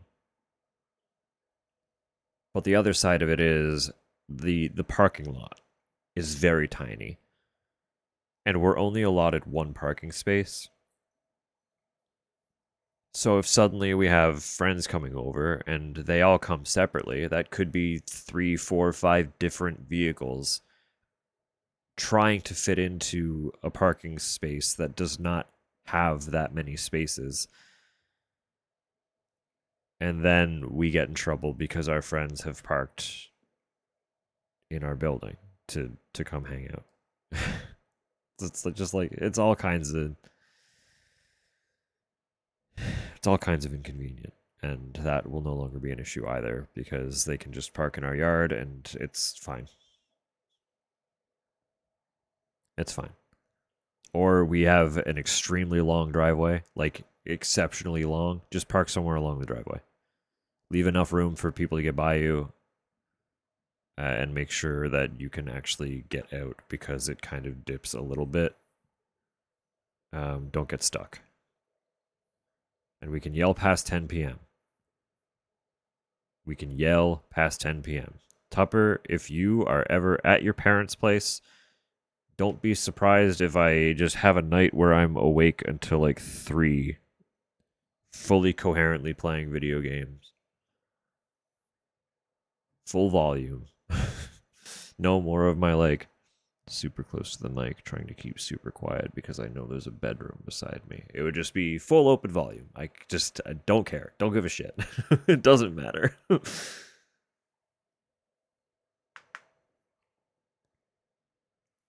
Oh, and just vocal practice. Vocal practice in all the aspects. doing the work for getting actual singing in, doing the work for just practicing like voice work, because that is something I'm also interested in. I've never like pursued it outside of like the only real example of pursuing it is the Sorry We're Closed playthroughs, and that's not super serious at all. But I would like to fuck around with it, get more acquainted with making actual voices rather than just slightly modifying my tone. You know what I mean?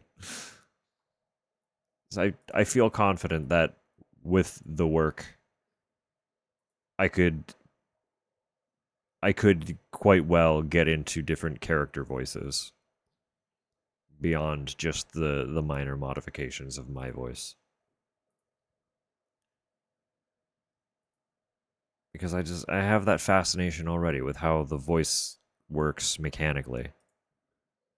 Like all the little mechanisms. I got hyper awareness of all the little bits and pieces going on throughout the vocal tract. I've just never had the opportunity to go through and practice manipulating them all. So I can't like manually control them the way that trained voice work folks or singers can.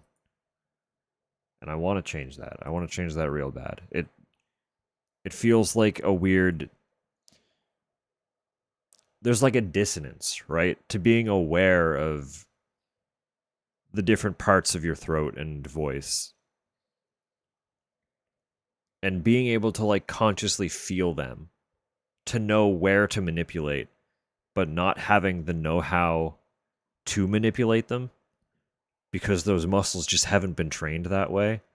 It's like I know how to do this, but I also can't do this. Right? Does that make sense? It creates a really weird dissonance, and I'm tired of feeling that. I don't want that dissonance anymore, so we're gonna train out of it.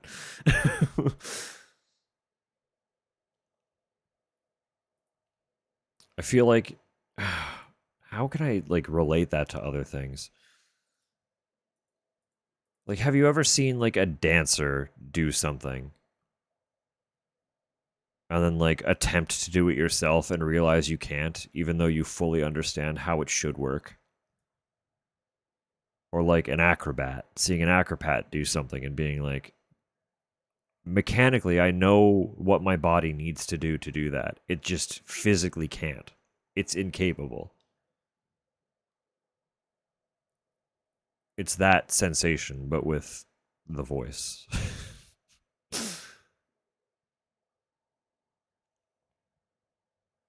Anyway, speaking of 10 p.m., it's almost 10:30 here, and my eyelids are heavy. So I think I would like to shower and go to bed. um, where then are we going? Actually, I think I'm pretty sure I know. I think I'm pretty sure I know. What a statement. um, we we jumped into a new space last week. Because they were playing the same game we were, which was Mask of the Lunar Eclipse. Um, and I've been hanging out there when they're live this past week, and I kind of like the energy. I like the space. It's very cute. So, um, I think we're gonna go say hi to Abzu again. If you weren't around for it last week, they're uh they're a fun little PNG tuber.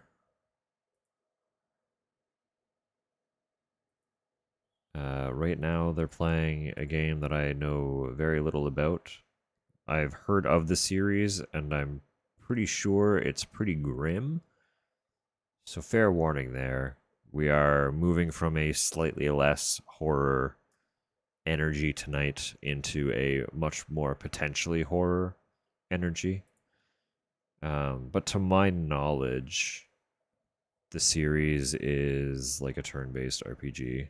It's just it follows some pretty grim themes. So if it's too much, don't feel pressure to hang out. You know, that's just how horror is. From one horror lover to another horror lover, sometimes things get a little much. So, um, but send all the love, all the same. And I will do my best to keep folks posted on when I come around again.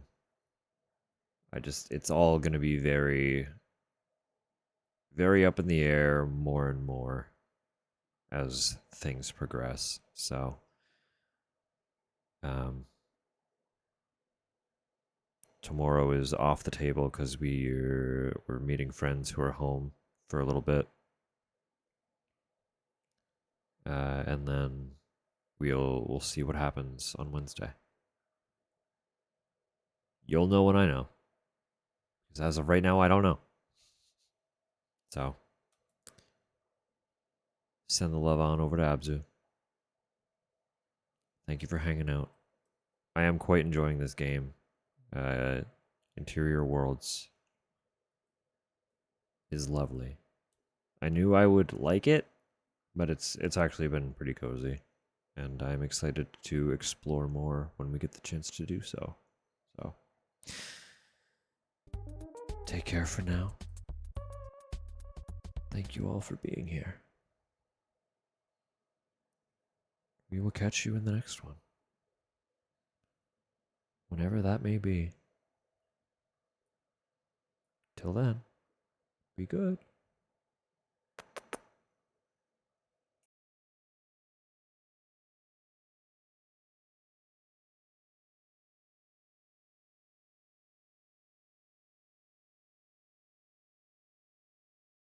Good morning, Sam. Blood collection complete. Thank you for your generosity. Thank you for your generosity. Good night.